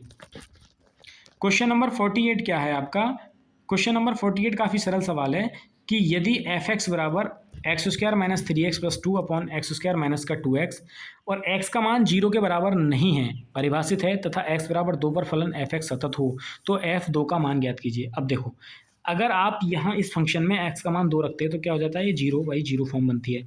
0/0 फॉर्म बनती है तो आपको क्या करना है, डिफरेंशिएट करना है। x² का डिफरेंशिएट करोगे तो 2x, 3x का करोगे तो -3 और 2 का 0। यहाँ नीचे करोगे तो -2x और -2। जब x बराबर 2 रखोगे इसमें तो ये हो जाएगा 2 दूनी 4 -3 मतलब 1 और 2 दूनी 4 -2 मतलब 2। तो f2 का मान कितना आ जाएगा, 2 आ जाएगा। अब देखिए 2021 में भी ये क्वेश्चन रिपीट हुआ था, जो क्वेश्चन नंबर 49 है। यहाँ आपका फंक्शन दे रखा है mod x/x, जो कि x डज नॉट इक्वल 0 पर, और 0 दे रखा है x बराबर 0 पर। Then at x equal to 0 it is, मतलब ये फलन किस प्रकार का है, तो अगर left hand limit does not equal right hand limit, what function is discontinuous at x equal to 0 and has discontinuous of first kind. ये आपका फर्स्ट काइंड का डिसकंटिन्यूअस होता है जब आपकी left hand limit right hand limit के बराबर ना हो। क्लियर। क्वेश्चन नंबर आपका क्या है, 50। क्वेश्चन नंबर 50 आपका देखो क्या है। क्वेश्चन नंबर 50, देखो इस टाइप के सवाल आपको करने आने चाहिए। इन्वर्स ट्रिगोनोमेट्री के सवाल हैं कि cot cosec inverse 5/3 plus tan inverse 2/3।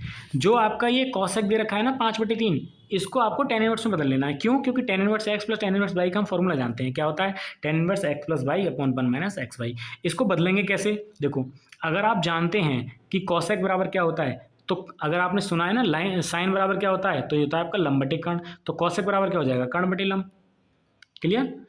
Sign बराबर आपका ये होता है ना लंब बटे कर्ण। तो लंब का मान कितना, सॉरी यहाँ पर कॉसेक बराबर क्या होता है, इसका उल्टा होता है, तो कर्ण बटे लंब। तो कर्ण बटे कर्ण का मान कितना है 5 और लंब का मान कितना है 3। तो ये हो गया 5 और ये हो गया आपका 3। तो आधार कितना आ जाएगा 4, क्योंकि आप ट्रिपलेट जानते हो। तो आपको 10 निकालना है। 10 बराबर क्या होता है लंब बटे आधार, तो 3/4 हो जाएगा। तो यहाँ से 3/4 आ गया और प्लस टेन इनवर्स। ठीक है। अब देखिए यहाँ से जब आपने ये सॉल्व कर लिया tan inverse x plus tan inverse y में, बहुत जल्दी करोगे आप इस तरीके के सवाल अगर आपकी प्रैक्टिस है तो आपने जब ये सवाल कर लिया यहाँ पर tan inverse x plus tan inverse y का फॉर्मूला लगा दिया, तो ये टेन इनवर्स में बदल गया। अब टेन इनवर्स को आप कॉट इनवर्स में बदल लीजिए, तो कॉट इनवर्स से कॉट कैंसिल हो जाएगा, तो 6/7 आपका आंसर आ जाएगा। इसी तरीके से ये सवाल मेरे हिसाब से आपको याद कर लेना चाहिए कि यदि किसी त्रिभुज ABC के R1 R2 R3 बाह्य वृत्त की त्रिज्या है तथा R अंतःवृत्त की त्रिज्या हो, तो R1 बराबर R plus R2 plus R3 हो तो त्रिभुज ABC है। तो ऐसा त्रिभुज आपका क्या बनता है, समकोण त्रिभुज बनता है। ये आपको सॉल्यूशन भी दे रखा है अगर आप करना चाहें तो। अब देखिए क्वेश्चन नंबर 52। क्वेश्चन नंबर 52 आपको मैं सलाह दूंगा कि यहाँ थीटा का ऐसा मान रख के आप इसको संतुष्ट करिएगा जिससे कि ये क्या हो जाए, आपका सिद्ध हो जाए, मतलब कि आपकी बराबर वैल्यू दे दे। क्लियर। जैसे sine theta into cos theta is equal to 1/2 है, तो यहाँ अगर मैं थीटा की वैल्यू क्या रख देता हूँ, फिर π/4 रख देता हूँ। तो साइन थीटा मतलब साइन π/4 क्या होता है 1/√2। कॉस π/4 क्या होता है 1/√2। 1/√2 मल्टीप्लाई 1/√2 इज इक्वल टू क्या हो जाएगा 1/2। तो मतलब π/4 संतुष्ट कर रहा है इसको। इसी तरीके से जब आप यहाँ रखोगे 1/√2, तो 1/√2 कितने बार लिखना है आपको, 3 बार, 1 बार 2 बार इंटू 3 बार। तो ये क्या हो जाएगा, ये तो 2 बन जाएगा, तो 2/2 आ जाएगा, मतलब 1/, में प्लस 1/, में 2/2। तो जब आप 2/2 को कॉमन लेंगे तो ये क्या हो जाएगा 1 + 1, तो ये जाएगा आपका 2/2/2। तो इससे कैंसिल 1/√2 आपका क्या आ जाएगा, आंसर आ जाना चाहिए। लेकिन नहीं, यहाँ पर दे रखा है आपका 6। 1 मिनट रुकिएगा, आप इस सवाल को दोबारा से देखते हैं हम। 1/√2 की पावर क्या है 6 प्लस 1/√2 की पावर क्या है 6, मतलब 6 बार लिखना है। मैंने इसको 3 बार लिखा था, सॉरी। तो ये आपका हो जाएगा, नीचे तो आ जाएगा आपका 8, ठीक है, नीचे आपका आ जाएगा 8 और ऊपर आ जाएगा आपका 1 + 1 मतलब कि 2/8। तो ये आ जाएगा 1/4। तो इस तरीके से आप इन सवालों को सॉल्व कर सकते हो बहुत ही आसानी से। क्वेश्चन नंबर आपका है 53। क्वेश्चन नंबर 53 क्या है कि यदि W इकाई का घनमूल है तो 3 + ओमेगा + 3 ओमेगा स्क्वायर की पावर 6 किसके बराबर होगा। देखिए अगर आपके पास ये कंसेप्ट आता है ना कि 1 + omega + omega square equal to 0 और 1 + ओमेगा स्क्वायर अगर आपको निकालना है तो माइनस का ओमेगा, अगर आपको 1 + ओमेगा निकालना है तो माइनस का ओमेगा स्क्वायर। अगर ये सारे कंसेप्ट आते हैं ना तो बड़ी आसानी से आप इसको सॉल्व कर सकते हो। यहाँ आप क्या करना है आपको कि 3 और प्लस 3 ओमेगा में इसमें से आपको 3 कॉमन लिया तो यहाँ क्या बचा 1 + ओमेगा स्क्वायर, प्लस में क्या है ओमेगा बचा आपका। तो 1 + ओमेगा स्क्वायर की वैल्यू क्या है माइनस ओमेगा, तो माइनस ओमेगा की 3 में मल्टीप्लाई करिए तो कितना हो गया माइनस का 3 ओमेगा और प्लस का ओमेगा है तो माइनस का 2 ओमेगा की पावर 6, 2 की पावर 6 क्योंकि ओमेगा क्या होती है आपके पास 1 होती है। क्लियर। तो यहाँ 53 का आपका आंसर आ जाएगा 64। 55 भी आपका क्या दे रखा है कि वृत्त दे रखा है आपके पास x² + y² + 2x + 4y - 3 is equals to 0 का व्यास ए बी है। यदि ए के निर्देशांक दे रखे हो तो बी के निर्देशांक क्या होंगे? देखिए आपके पास अगर वृत्त की समीकरण दे रखी है और एक निर्देशांक दे रखा है तो केंद्र के निर्देशांक तो आप आसानी से निकाल सकते हो। कहाँ से? क्योंकि इस समीकरण से आप जानते हो ना वृत्त क्या होता है, वृत्त के केंद्र के निर्देशांक क्या होते हैं आपके पास? Minus g comma minus f. तो minus g comma minus f, इस इक्वेशन की आपने तुलना कर ली x square plus b y square plus c y square plus 2gx plus 2fy plus c is equals to 0। तो यहाँ से जब आप इसकी तुलना करेंगे तो जी का मान आपके पास 1, एफ का मान 1, तो minus g comma minus F क्या हो जाएगा? -1 कोमा -2। तो यहाँ से अगर केंद्र के निर्देशांक आपके पास निकल आए और एक निर्देशांक आपके पास दे रखे हैं तो बी के निर्देशांक आप निकाल सकते हो, क्योंकि एक निर्देशांक ना आपको दे रखे हैं क्या? 1, 0। तो आप जानते हो कि केंद्र के निर्देशांक मतलब कि अगर आप जानते हो मध्य बिंदु के निर्देशांक तो आप इससे आसानी से निकाल सकते हो कि जैसे -1 जो है आपका वो 1 प्लस एक्स अपॉन 2 के बराबर हो जाएगा। तो यहाँ से -2 is equals to x plus one भी इधर आएगा तो एक्स का मान कितना हो जाएगा? -3। तो इस तरीके से आप वाई का मान भी निकाल सकते हो। तो देखो सवालों को ना आपको सिर्फ समझना है कि इसके अंदर दे क्या रखा है। बहुत आसान सवाल होते हैं। क्वेश्चन नंबर 55 मेरे हिसाब से आपको डायरेक्ट याद रख लेना चाहिए। उस दीर्घवृत्त की उत्केंद्रता जिसकी नाभिलंब जीवा लघु अक्ष की आधी है। देखो सभी आपके पास दे रखे हैं कि दीर्घवृत्त की नाभिलंब क्या होती है? 2b² लघु अक्ष क्या होता है? 2b। तो अगर आप चाहो तो यहाँ से निकाल सकते हो e बराबर √3/2। और मेरे हिसाब से मैं आपको कहूँगा कि आप इसको याद रख लें। 56 क्या है कि समीकरण y² minus xy minus 6x² is equals to 0 द्वारा व्यक्त की जाने वाली सरल रेखाओं के बीच का कोण है। अब देखो कोण का फॉर्मूला क्या होता है? कोण का फॉर्मूला होता है tan theta is equals to 2√h² minus ab upon a plus b. अब देखो a b h ये सब ज्ञात कहाँ से करोगे आप? तो आपके पास समीकरण दे रखा है, इस समीकरण को आप y² माइनस 6x² माइनस का xy से तुलना करके आप यहाँ से a का मान -6, h का मान आपका निकलेगा 1 और b का मान निकलेगा आपके पास 1 और h का मान निकलेगा 1/2। कौन सी समीकरण से? ax² प्लस by² प्लस का 2hxy प्लस का cy² इस समीकरण से जब आप यहाँ वैल्यू पुट करोगे तो tan थीटा बराबर आएगा आपका ±5/5। 5 से 5 कैंसिल 1 और 1 कितने की वैल्यू होती है? 45 की। तो इस तरीके से आपका जो आंसर आ जाएगा थीटा का वो आ जाएगा 45। क्वेश्चन नंबर 57 सांकव L/R बराबर 1 + e cos थीटा में किसी नाभीय जीवा के भागों के व्युत्क्रम का योग क्या होता है? तो वो होता है आपके पास 2/L। क्लियर? 2/L। अब यहाँ देखिए सवाल, एक त्रिभुज की भुजाओं के मध्य बिंदुओं के निर्देशांक, त्रिभुज दे रखा है और इसकी मध्य बिंदुओं के भुजाओं के निर्देशांक दे रखे हैं, उसके केंद्रक के निर्देशांक वही होते हैं जो इन बिंदुओं के मध्य बिंदु के होंगे। क्लियर? तो उसका क्या होता है? अगर आपको निकालना है x1 x2 तो ये क्या करोगे आप? x1 plus x2 plus x3 upon 3, comma दूसरा निकालना है आपको y1 plus y2 plus y3 upon 3। ये फॉर्मूला लगा दीजिए आप, यहाँ से आपके निर्देशांक आ जाएंगे 10/3, 7/3। बड़ा ही सरल सवाल था ये आपका। तो क्वेश्चन नंबर 59 क्या कहता है? एक गुणोत्तर श्रेणी का प्रथम पद 7, अंतिम पद 448 तथा योगफल 889 है, तो गुणोत्तर श्रेणी का सार्वनुपात क्या होगा? तो गुणोत्तर श्रेणी का सार्वनुपात मतलब r आपको निकालना है। अब देखिए गुणोत्तर श्रेणी में अंतिम पद मतलब l बराबर AR⁴n-1, तो अंतिम पद आपको कितना दे रखा है? 448 और a का मान कितना है? 7, r⁴n-1। n पदों का योग सम क्या होता है? Sn बराबर a × r⁴n-1 अपॉन r-1। तो योगफल कितना है आपका? 889। ए का मान कितना है? 7, r⁴n अपॉन r-1। तो यहाँ अगर आप 7 से इसको डिवाइड करो कितना आ जाएगा? 127, r⁴n-1 अपॉन r-1। 127 बराबर यहाँ ना आप r की गुणा कर लीजिए। तो जब आप r⁴n में r की गुणा करेंगे तो r⁴1 × r⁴n-1, क्योंकि -1 से +1 कैंसिल हो जाएगा तो r⁴n ही आ जाएगा। तो ये मैंने बता दिया आपको कि कैसे किया गया है। तो उसके बाद में जब आप इसको सॉल्व करेंगे यहाँ r × r⁴n-1, तो ये आपका आंसर आ जाएगा यहाँ से r का मान 2। सिर्फ सॉल्यूशन करना है आपको, कुछ नहीं करना। अब देखिए क्वेश्चन नंबर 60। क्वेश्चन नंबर 60 क्या है? यहाँ मैं आपको एक शॉर्ट ट्रिक बताता हूँ कि 0 से π/2 अगर कोई सवाल दे रखा है और sin x upon sin x plus cos x सवाल है तो यहाँ ना P4 प्रॉपर्टी लगती है आपकी इंटीग्रेशन की। वो P4 प्रॉपर्टी क्या होती है? P4 प्रॉपर्टी ये होती है कि आपको यहाँ फंक्शन के अंदर पाई by two minus x put कर देना, जहाँ एक्स दे रखा है, एक्स की जगह सिर्फ। तो देखो यही किया गया है कि यहाँ साइन एक्स है तो साइन एक्स की जगह sign pi by two minus है, इसको पहले तो समीकरण नंबर 1 मान लिया। फिर उसके बाद नीचे cos pi by two minus x, sine pi by two minus x, इसको चेंज किया साइन 90 माइनस थीटा क्या होता है cos theta, cos 90 minus theta क्या होता है sine theta, sine 90 minus theta क्या होता है कॉस थीटा। तो ये आपका बन गया समीकरण 2। समीकरण 1 पर 2 को जोड़ने पर आई आई क्या हो गया 2i। ये और ये अगर आप ध्यान से देखो तो एज इट इज़ है, दोनों का एलसीएम सेम आ रहा है, तो ऊपर दोनों जुड़ जाएंगे, sine x plus cos x से sine x plus cos x cancel, तो यहाँ बचेगा 1 का इंटीग्रेशन हो जाएगा आपका x, तो 2i बराबर हो जाएगा पाई बाई 0 से pi by 2 limit into x. तो 2i बराबर जब अपर लिमिट पुट करोगे तो पाई बाई 2 और लोअर लिमिट पुट करोगे तो 0, तो i बराबर आपका हो जाएगा पाई बाई 4। इस तरीके के सवाल में 99 मतलब 100% आप बोल सकते हो कि 0 से पाई बाई 2 अगर लिमिट है और आपको x की जगह pi by 2 minus x put करना है, तो यहाँ आपका आंसर जो आता है वो पाई बाई 4 आता है। क्लियर? अब देखिए क्वेश्चन नंबर आपका 61। अवकल समीकरण दे रखी है आपके पास x प्लस 2y की power 3 dy upon d x equals to by का हल है। देखो यहाँ क्या किया गया है कि x प्लस 2y की power 3 into d y upon d x equals to by, यहाँ ना d y upon d x का मान निकाल लिया, कर लोगे सॉल्व, बाई अपॉन ये अपॉन में चला जाएगा।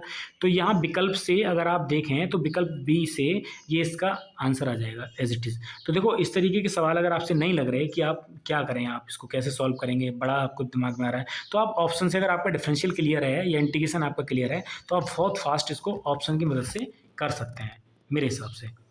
अब देखिए अवकल समीकरण ये भी आपका 62 सवाल भी यही है कि d y upon d x का मान निकाल लीजिए यहाँ से पहले, फिर d y upon d x का जो भी मान आए आप उसको विकल्प से सॉल्व कर सकते हैं। देखिए यहाँ भी विकल्प आपका कौन सा सही है, सी विकल्प सही है इस समीकरण के अंदर भी। 63 यहाँ सवाल में आप देखिए कि फंक्शन दे रखा है आपको, यदि एफ एक्स बराबर cos square x upon 1 plus sine square x, तो f pi by 4 minus 3 f dash pi by 4 का मान। देखो ये जो फंक्शन दिया हुआ है ना आपको एफ एक्स बराबर, तो यहाँ एक बार एक्स की जगह आप पाई बाई 4 पुट करके इसका मान निकाल लीजिए, एक बार इसका आप डिफरेंशियल करके उसमें पाई बाई 4 और 3 की गुणा कर करके मान निकाल लीजिए, तो आपका आंसर आ जाएगा। देखिए ये दे रखा है आपको कुछ सॉल्यूशन ये रहा, और उसके बाद में कुछ सॉल्यूशन आपका ये दे रखा है। क्लियर? तो यहाँ से आपको ये सवाल सरल पड़ जाएगा बहुत ज़्यादा, मेरे हिसाब से आप इसको खुद से सॉल्व करना। अब देखो क्वेश्चन नंबर आपका क्या है 64। क्वेश्चन नंबर 64 क्या है कि यदि ए बी सी 3 असमतलीय सदिश इस प्रकार हैं कि यदि बी क्रॉस सी क्रॉस ए क्रॉस बी बराबर 2 ए बी सी, तो ए बी सी का मान है। देखो इसकी एक प्रॉपर्टी होती है, प्रॉपर्टी क्या होती है, ये होती है बी क्रॉस सी क्रॉस ए क्रॉस बी। अगर ये तीनों दे रखे हैं तो इसका मतलब होता है ए बी सी का होल स्क्वायर। अब बी क्रॉस सी क्रॉस ए क्रॉस बी बराबर दे रखा है आपको सवाल के अंदर 2 ए बी सी के बराबर, यहाँ से इसकी वैल्यू इसके बराबर पुट कर दी हमने, तो ये क्या हो गया ए बी सी का square is equals to 2 A B C, square से एक कैंसिल हो जाएगा तो ए बी सी का मान कितना आ जाएगा 2। तो इस तरीके से इसका आंसर कितना हो जाएगा आपका 2 हो जाएगा। क्लियर? 65 मोहन के 3 बच्चे हैं जिसमें कम से कम एक लड़का है। 3 बच्चों में कम से कम एक लड़का है, तो मोहन उसके 2 लड़के एवं एक लड़की होने की प्रायिकता बताइए। देखो ये संभावनाएं कितनी हैं, 3 बच्चे हैं तो 3 बच्चों में उसने कहा है कम से कम तो एक लड़का है, तो मैं कह सकता हूँ हो सकता है कि तीनों के तीनों लड़का हूँ, तो बी। हो सकता है 2 लड़के एक लड़की हो सकता है 2 लड़की एक लड़का हो, मतलब कम से कम तो एक लड़का है, बाकी तीनों लड़के हो सकते हैं, 2 लड़के हो सकते हैं, तो कितनी संभावनाएं ये 3। और उसने कहा कि 2 लड़के एवं एक लड़की होने की प्रायिकता, तो वो कितनी है, 1 है संभावना, तो 1/3 ये इसका आंसर हो जाएगा। क्लियर? अब देखिए 66 क्या है कि यदि एक समांतर श्रेणी के n पदों का योगफल 5n² माइनस 3n हो तो इसका पीवां पद है। ये देखिए 11th क्लास का सवाल है, आप इसको सीधे सीधे सॉल्व कर लेना, 10p माइनस 8, मतलब इसका ऑप्शन बी सही हो जाएगा। ठीक है, Sn बराबर आपका होता है, मतलब Tn में पद अगर आपको चाहिए तो Sn माइनस 1, इस फॉर्मूले की मदद से आप इसको सॉल्व कर सकते हैं। अगर नहीं होगा तो मैं इस सवाल को अलग से सॉल्व करके आपके चैनल पर डाल दूंगा। क्लियर? ये सवाल भी देखो आप, यदि बलों F1 प्लस F2 तथा F1 माइनस F2 में प्रत्येक का परिणाम √F1 का स्क्वायर प्लस F2 का स्क्वायर हो तो F1 और F2 के बीच का कोण है। सवाल को सीधे याद रख लो, इसके बीच जो कोण आता है आपको कितना आता है, 90 डिग्री का आता है। ठीक है, कैसे, ये आपके पास सॉल्यूशन पूरा प्रॉपर दे रखा है। क्लियर? ये हो जाएगा 68 क्वेश्चन को भी आप याद रख लेना कि which of the following series converge, कौन सी सीरीज कन्वर्जेंट होगी, तो ये आपका होगा only 1, 3 plus cos n upon e की पावर n। क्वेश्चन नंबर 19, ज़्यादातर सवाल मैंने देखा है टीजीटी के अंदर कि लामीज थ्योरम का बहुत आता है कि यदि तीन बल एक बिंदु पर कार्यरत होते हुए साम्यावस्था में हैं तो प्रत्येक बल अन्य दो बलों के बीच के कोण की ज्या के समानुपाती होता है। इस प्रमेय को क्या कहते हैं? तो इस प्रमेय को हम कहते हैं लामीज प्रमेय। ठीक है। क्वेश्चन नंबर 64, कोई धनराशि चक्रवृद्धि ब्याज से 4 वर्षों में अपने से दोगुनी हो जाती है। मतलब अगर एक है तो वो 4 सालों में कितनी हो जाती है? दोगुनी। तो उसने कहा कि उसी ब्याज की दर से वह राशि अपने से 8 गुनी कितने वर्षों में हो जाएगी? तो 2 गुना कितना? 4। 2 का 2 गुना कितना हो जाएगा? 4। तो इसके लिए भी 4 साल लगेंगे। और 4 का 2 गुना कितना? 8। इसके लिए भी कितने साल लगेंगे? 4। तो 4 + 4 + 4 कितना हो जाएगा? 12 साल। मतलब 12 साल इसका आंसर हो जाएगा। देखिए ये सवाल सीटेट का है, सीटेट में भी पूछा गया था कि निम्नलिखित में से कौन सा सत्य है? तो सत्य है मतलब बहुलक बराबर होता है 3 माध्यिका - 2 माध्य। देखिए माध्यिका में 3 अक्षर दिखाई दे रहे हैं, माध्य में 2 अक्षर दिखाई दे रहे हैं, तो 3 अक्षर में से 2 अक्षर को घटा दीजिए और बहुलक आपका क्या है? मॉड है। तो मॉड आपका 3 माध्यिका - 2 माध्य के बराबर होता है। 72 सवाल, यदि दो संख्याओं का ज्यामितीय माध्य, तो ज्यामितीय माध्य मतलब गुणोत्तर माध्य √AB = 6 तथा समांतर माध्य 6.5, तो मतलब a + b का आधा बराबर 6.5, तो 6.5 में 2 की गुणा करोगे तो कितना आ जाएगा? 13। यहाँ से बात ये हुई कि आपके पास ए बी का मान आ गया और a + b का मान आ गया, तो उन संख्याओं के वर्गों का अंतर पूछा है इसने, वर्गों का अंतर कितना होगा? ठीक है, देखिए वर्गों का अंतर अगर आपको निकालना है तो यहाँ क्या करोगे सवाल के अंदर? a - b का होल स्क्वायर, मतलब आपको a - b पता होना चाहिए, तो a - b का मान निकाल लीजिए। क्या होता है? a + b का होल स्क्वायर -4ab। यहाँ वैल्यू जब आप पुट करोगे a - b की तो अंडर रूट में लग जाएगा। ये अंडर रूट में लगने के बाद में अंडर रूट 25 आएगा, 25 का वर्गमूल कितना होता है? 5। तो a - b का मान आपके पास यहाँ से आ जाएगा। उसने कहा है संख्याओं के वर्गों का अंतर, तो वर्गों का अंतर कितना हो जाएगा? a² - b², क्योंकि संख्या आपने a भी मानी है। ठीक है, तो a² - b², a का मान कितना है? 9 और b का मान आपके पास कितना है? 4। तो 9 का स्क्वायर 81 - 16 = 65। तो दो संख्याओं के वर्गों के कुल कितना आ जाएगा? 65। देखिए मेरे हिसाब से 2021 का जो पेपर पूछा गया था और जो 2016 का पेपर पूछा गया है, तो 2021 के मुकाबले 2016 का पेपर काफ़ी सरल है, पूछा गया था। तो 2021 का भी थोड़ा सरल ही है, लेकिन वहाँ थोड़े से कॉन्सेप्ट हैवी थे। अब देखो संख्याओं 2 की पावर 250, 3 की पावर 150, 5 की पावर 100 तथा 4 की पावर 200 में सबसे छोटी संख्या है। देखो ये सवाल ना आपके पास एसएससी और ये सब इन सब के सवाल हैं। ये कैसे? अगर आपको क्लियर है कि भाई किसी के मान लो बेस अलग अलग है और उसकी घात सेम है, क्लियर है? जैसे 250 है तो 250 को मैं क्या लिख सकता हूँ? 2 की पावर 5 की पावर 50, 50 गुणा 5 250। अब देखो यहाँ अगर इसका बेस कुछ भी है तो उसको आप सॉल्व करके 2 की पावर 5 कितना हो जाएगा? 2 दूनी 4 दूनी 8 दूनी 16 दूनी 32, मतलब 32 हो जाएगा और इसकी घात कितनी हो जाएगी? 50। घात तो समान है। इसी तरीके से 3 की पावर को भी आप लिख सकते हो क्या? 3 की पावर 3 की पावर 50, 5 की पावर 2 की पावर 50, 4 की पावर 4 की पावर 50। अब जब आप इसको ऐसा लिख लोगे तो यहाँ इसका जो आधार होगा ना वो जिसका छोटा होगा वही छोटी होगी, जिसका आधार बड़ा होगा वो बड़ी संख्या होगी। तो इस तरीके से उसने पूछा था कि सबसे छोटी संख्या, तो सबसे छोटी संख्या कौन सी है आपके पास? 25। तो 25 के ऊपर 50 आपका क्या हो जाएगा? आंसर हो जाएगा। ठीक है, तो देखिए इस तरीके से ये आपका आंसर हो जाएगा। 25 के पावर 50 वाली संख्या आपकी है कौन सी? तो वो संख्या है आपकी 5 की पावर 100। तो इस तरीके से ये आपका आंसर हो जाएगा। क्लियर है? अब चलते हैं क्वेश्चन नंबर 74। देखिए ये भी सवाल आपका एसएससी वगैरह का है, काफ़ी सारा सवाल है। देखिएगा यहाँ आपके पास दे रखा है ए बी का रेशियो, ठीक है, बी सी का रेशियो और डी सी का रेशियो, और ए बी सी डी इनका रेशियो पूछा है आपसे। क्लियर है? ये रेशियो पूछा है। अब देखो ए बी का रेशियो आपके पास दे रखा है 2/9 अनुपात 1/3। तो यहाँ ना 9 के 9 इनका लासा आ रहा है, 9 लासा आ रहा है, तो दोनों में गुणा कर दीजिए। जैसे ये ना आपका क्या है 2/9 और 1/3, तो यहाँ 9 से गुणा करेंगे और यहाँ भी 9 से 9 कैंसिल, तो कितना आ जाएगा? ए का मान, तो ए का मान आ जाएगा आपके पास 2 और बी का मान आपके पास कितना आ जाएगा? तो बी का मान आ जाएगा 3 तिया 9। तो ए और बी दोनों के मान आ गए आपके पास। जब ए और बी दोनों के मान आ गए, इसी तरीके से आप बी सी का मान निकालेंगे। तो बी सी का मान में यहाँ पे क्या एलसीएम आ रहा है? 14। तो 14 से दोनों में गुणा करेंगे तो 7 दूनी 14 और 14 एकम 14, तो ये आ जाएगा आपका 4 और 5 आ जाएगा। क्लियर? इसी तरीके से डी सी का मान यहाँ 10 दोनों में लासा आ रहा है, तो 10 से गुणा करेंगे, 10 एकम 10 और 5 दूनी 10। तो इस तरीके से ये भी आपका क्या हो जाएगा? आंसर हो जाएगा। अब यहाँ ए बी सी डी की जगह आप पुट कर देना, ए बी सी डी की जगह पुट करेंगे। देखिए यहाँ डी सी अलग दे रखा है लेकिन ए बी सी अलग दे रखा है, मतलब ए की जगह बी की जगह और सी डी, इसको कैसे लिखेंगे आप? मैं चलो बता देता हूँ इस सवाल को कि ए बी सी और डी। तो ए बी का रेशियो कितना दे रखा है? 2/3। BC का रेशियो कितना दे रखा है आपके पास, तो 4:5, और DC का दे रखा है, लेकिन आपको CD का लिख लेना है। CD का क्या, 6:7, तो 6 और 7, जो संख्याएं खाली हैं इनको पूरा कर दीजिए। यहाँ 5 है तो 5, यहाँ 4 है तो 4, यहाँ 6 है तो 6 6। अब इनकी गुणा आप करके यहाँ लिख लीजिए, तो ABCD का सबका रेशियो आपके पास आ जाएगा। 6 चौक 24 दूनी 48 आ जाएगा, 6 चौक 24 तिया 72 आ जाएगा, ठीक है।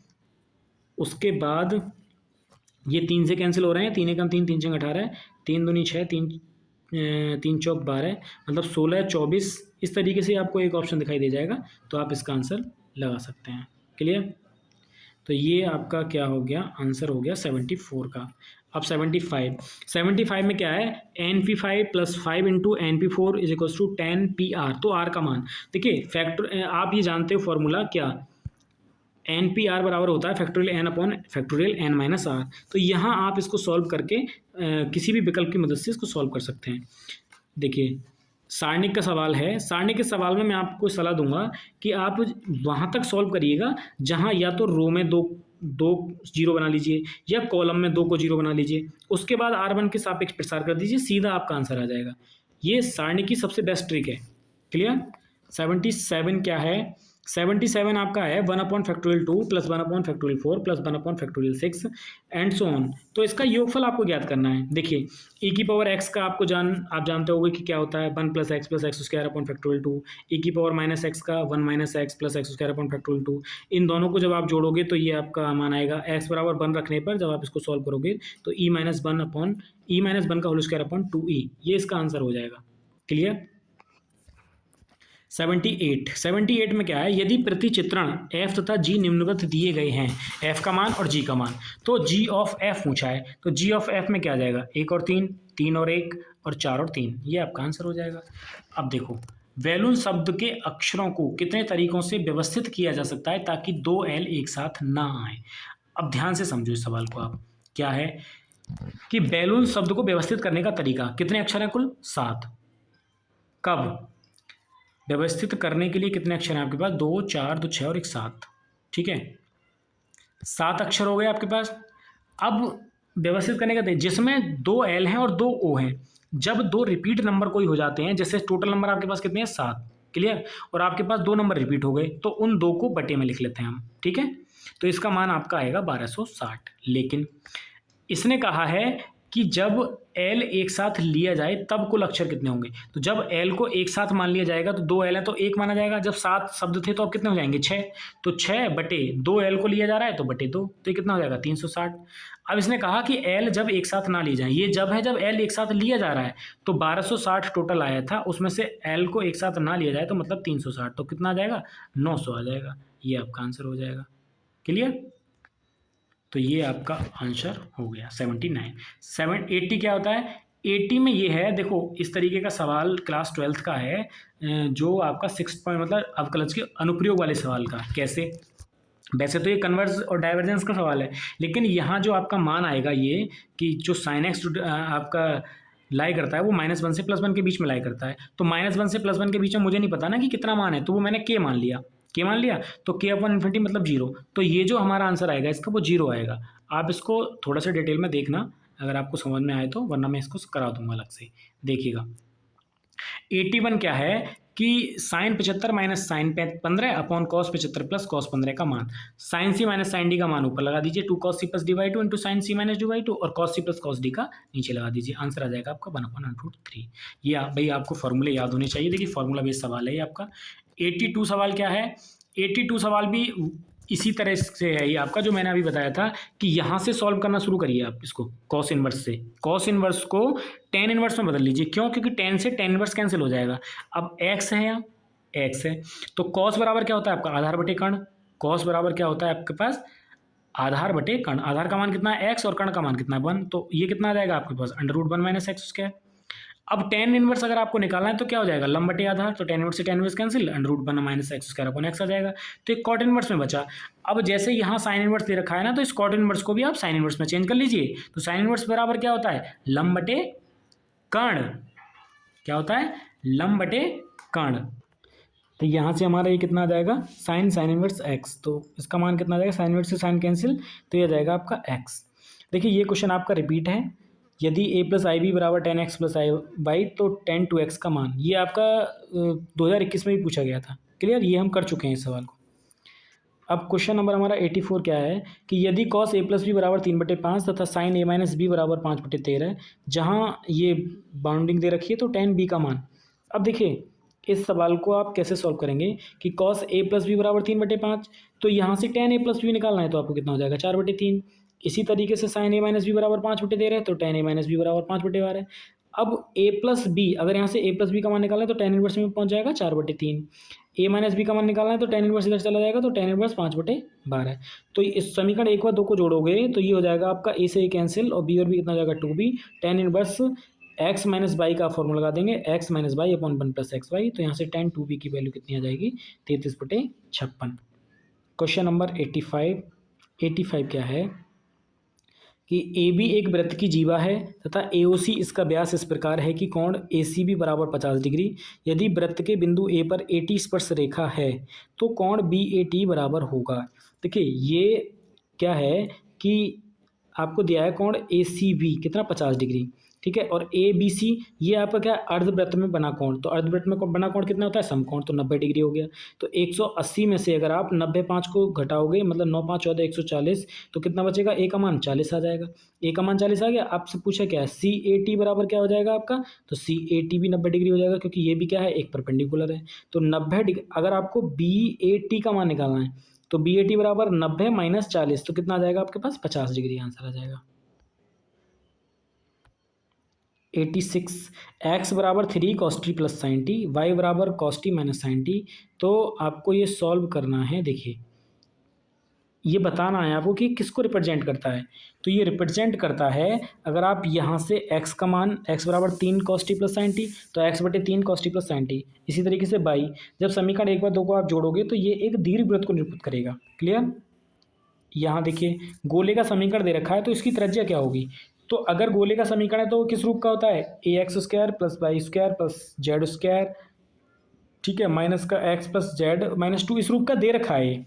तो यहाँ से आप u v w की वैल्यू और d की वैल्यू निकाल लेंगे। कैसे, ax² plus ay² ax² plus by² plus cz² plus 2u(x) plus 2v(y) plus 2w(z) plus d is equal to 0। यहाँ तुलना करने के बाद जब u v w और d की वैल्यू निकालेंगे आप तो इसका मान आ जाएगा आपका कितना 5√5/√2। इसी तरीके से यदि सरल रेखा दे रखी है x cos alpha plus y sin alpha बराबर p, तो दीर्घवृत्त आपको दे रखा है x² upon a² plus y² upon b² बराबर 1 की स्पर्श रेखा हो तो देखिए स्पर्श रेखा हो तो ये आपका ना ऑप्शन सी आंसर हो जाएगा। ऑप्शन सी आंसर हो जाएगा p² a² cos² alpha plus b² sin² alpha. देखिए यहाँ से सरल रेखा आपके पास दे रखी है, पूरी समीकरण में आप क्या करें साइन अल्फा से भाग कर दें। साइन अल्फा से भाग करने के बाद आपकी दीर्घवृत्त इस तरीके की बनेगी और स्पर्श रेखा की शर्त क्या होती है c² बराबर a² m² प्लस b²। या वैल्यू पुट करेंगे तो p² इज इक्वल टू आ जाएगा आपका ऑप्शन नंबर सी। क्लियर, अब देखिए 89 आपका सवाल है कि रेखाएं x बराबर ay प्लस बी, जेड बराबर cy प्लस डी और x बराबर a dash y plus b dash, z बराबर c dash y plus d dash लंबत होगी यदि a dash plus c dash plus 1 बराबर क्या हो जाए 0 के हो जाए। ठीक है, तो ये इसका ऑप्शन आपका ए हो जाएगा। देखिए काफ़ी लंबी वीडियो हो रही है हमारी, तो कोशिश करते हैं थोड़ा जल्दी करने की। देखिए यदि 2x minus y is equals to 5 तो 2x माइनस 3 की पावर 3 माइनस बाई प्लस 2 की पावर 3 बराबर होगा। अब देखो यहाँ दे रखा है कि यदि 2x minus y is to 5, ठीक है जी, समीकरण नंबर 1 इसको मान लिया हमने। अब जो हमें निकालना है मान वो क्या है 2x माइनस 3 का whole cube minus y plus 2 का होल क्यूब।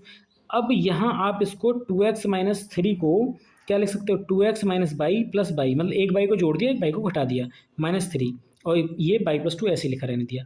अब 2x और प्लस बाई इसको लिख लिया हमने, sorry 2x plus 2x minus by की वैल्यू रख दी हमने 5। क्लियर, कहाँ से यहाँ से 5 प्लस बाई माइनस 3 ये है हमारा माइनस बाई प्लस 2। अब देखिए 5 में से 3 को घटाओ कितना बचेगा, तो ये बचेगा आपका 2। तो ये आपका बाई प्लस 2 और माइनस बाई प्लस 2, तो ये दोनों एक जैसे हो जाएंगे तो क्या हो जाएगा 0। तो ये आपका कट के आंसर आ जाएगा इसका क्या 0।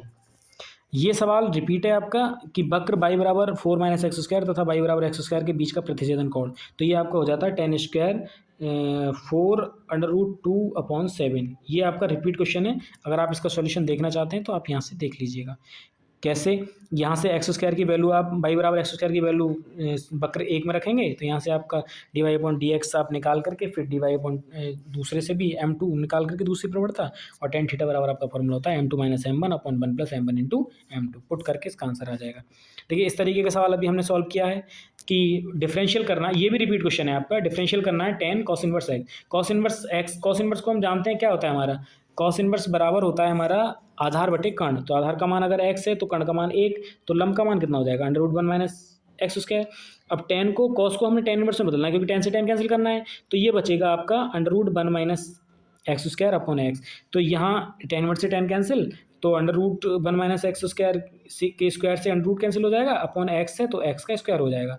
अब यहाँ अंश बटे, क्योंकि हमें डिफरेंशिएट करना है एक्स के रेस्पेक्ट में, तो अंश बटे हर वाला फॉर्मूला लगा देंगे। हर का वर्ग हर ऐसे ही, अंश का डिफरेंशियल माइनस अंश ऐसे ही, और हर का डिफरेंशियल। जब इसको सॉल्व करेंगे तो -2/x³ आंसर आ जाएगा। क्लियर। अच्छा, ये वाला सवाल हम ट्रिक से कर चुके हैं 2021 वाले पेपर में, कि अगर y² = x है और x² = y से घिरे क्षेत्र का क्षेत्रफल हमें ज्ञात करना है। तो देखो कैसे, मैंने बताया था कि रिक्वायर्ड एरिया का जो फॉर्मूला होता है वो होता है आपका 4a × 4b, और अपॉन में क्या हो जाता है, तो 4a/3। क्लियर। 4a का मान कितना है यहाँ से 1, 4b का मान कितना है यहाँ से 1, बराबर बटे में कितना है 3, तो 1 × 1 क्या हो जाएगा 1/3। तो सीधा आंसर, ये मैंने ट्रिक से आपको बताया हुआ है 2021 वाले पेपर में, ये भी रिपीट हुआ है as it is, same to same. Question number 94। अच्छा, 94 जो सवाल है ये आपको थोड़ा अच्छे से देखना है। कैसे, यहाँ ना इस तरीके के सवालों में इन सवालों को यहाँ से सॉल्व करते हैं, और यहाँ ये फॉर्मूला बनता है।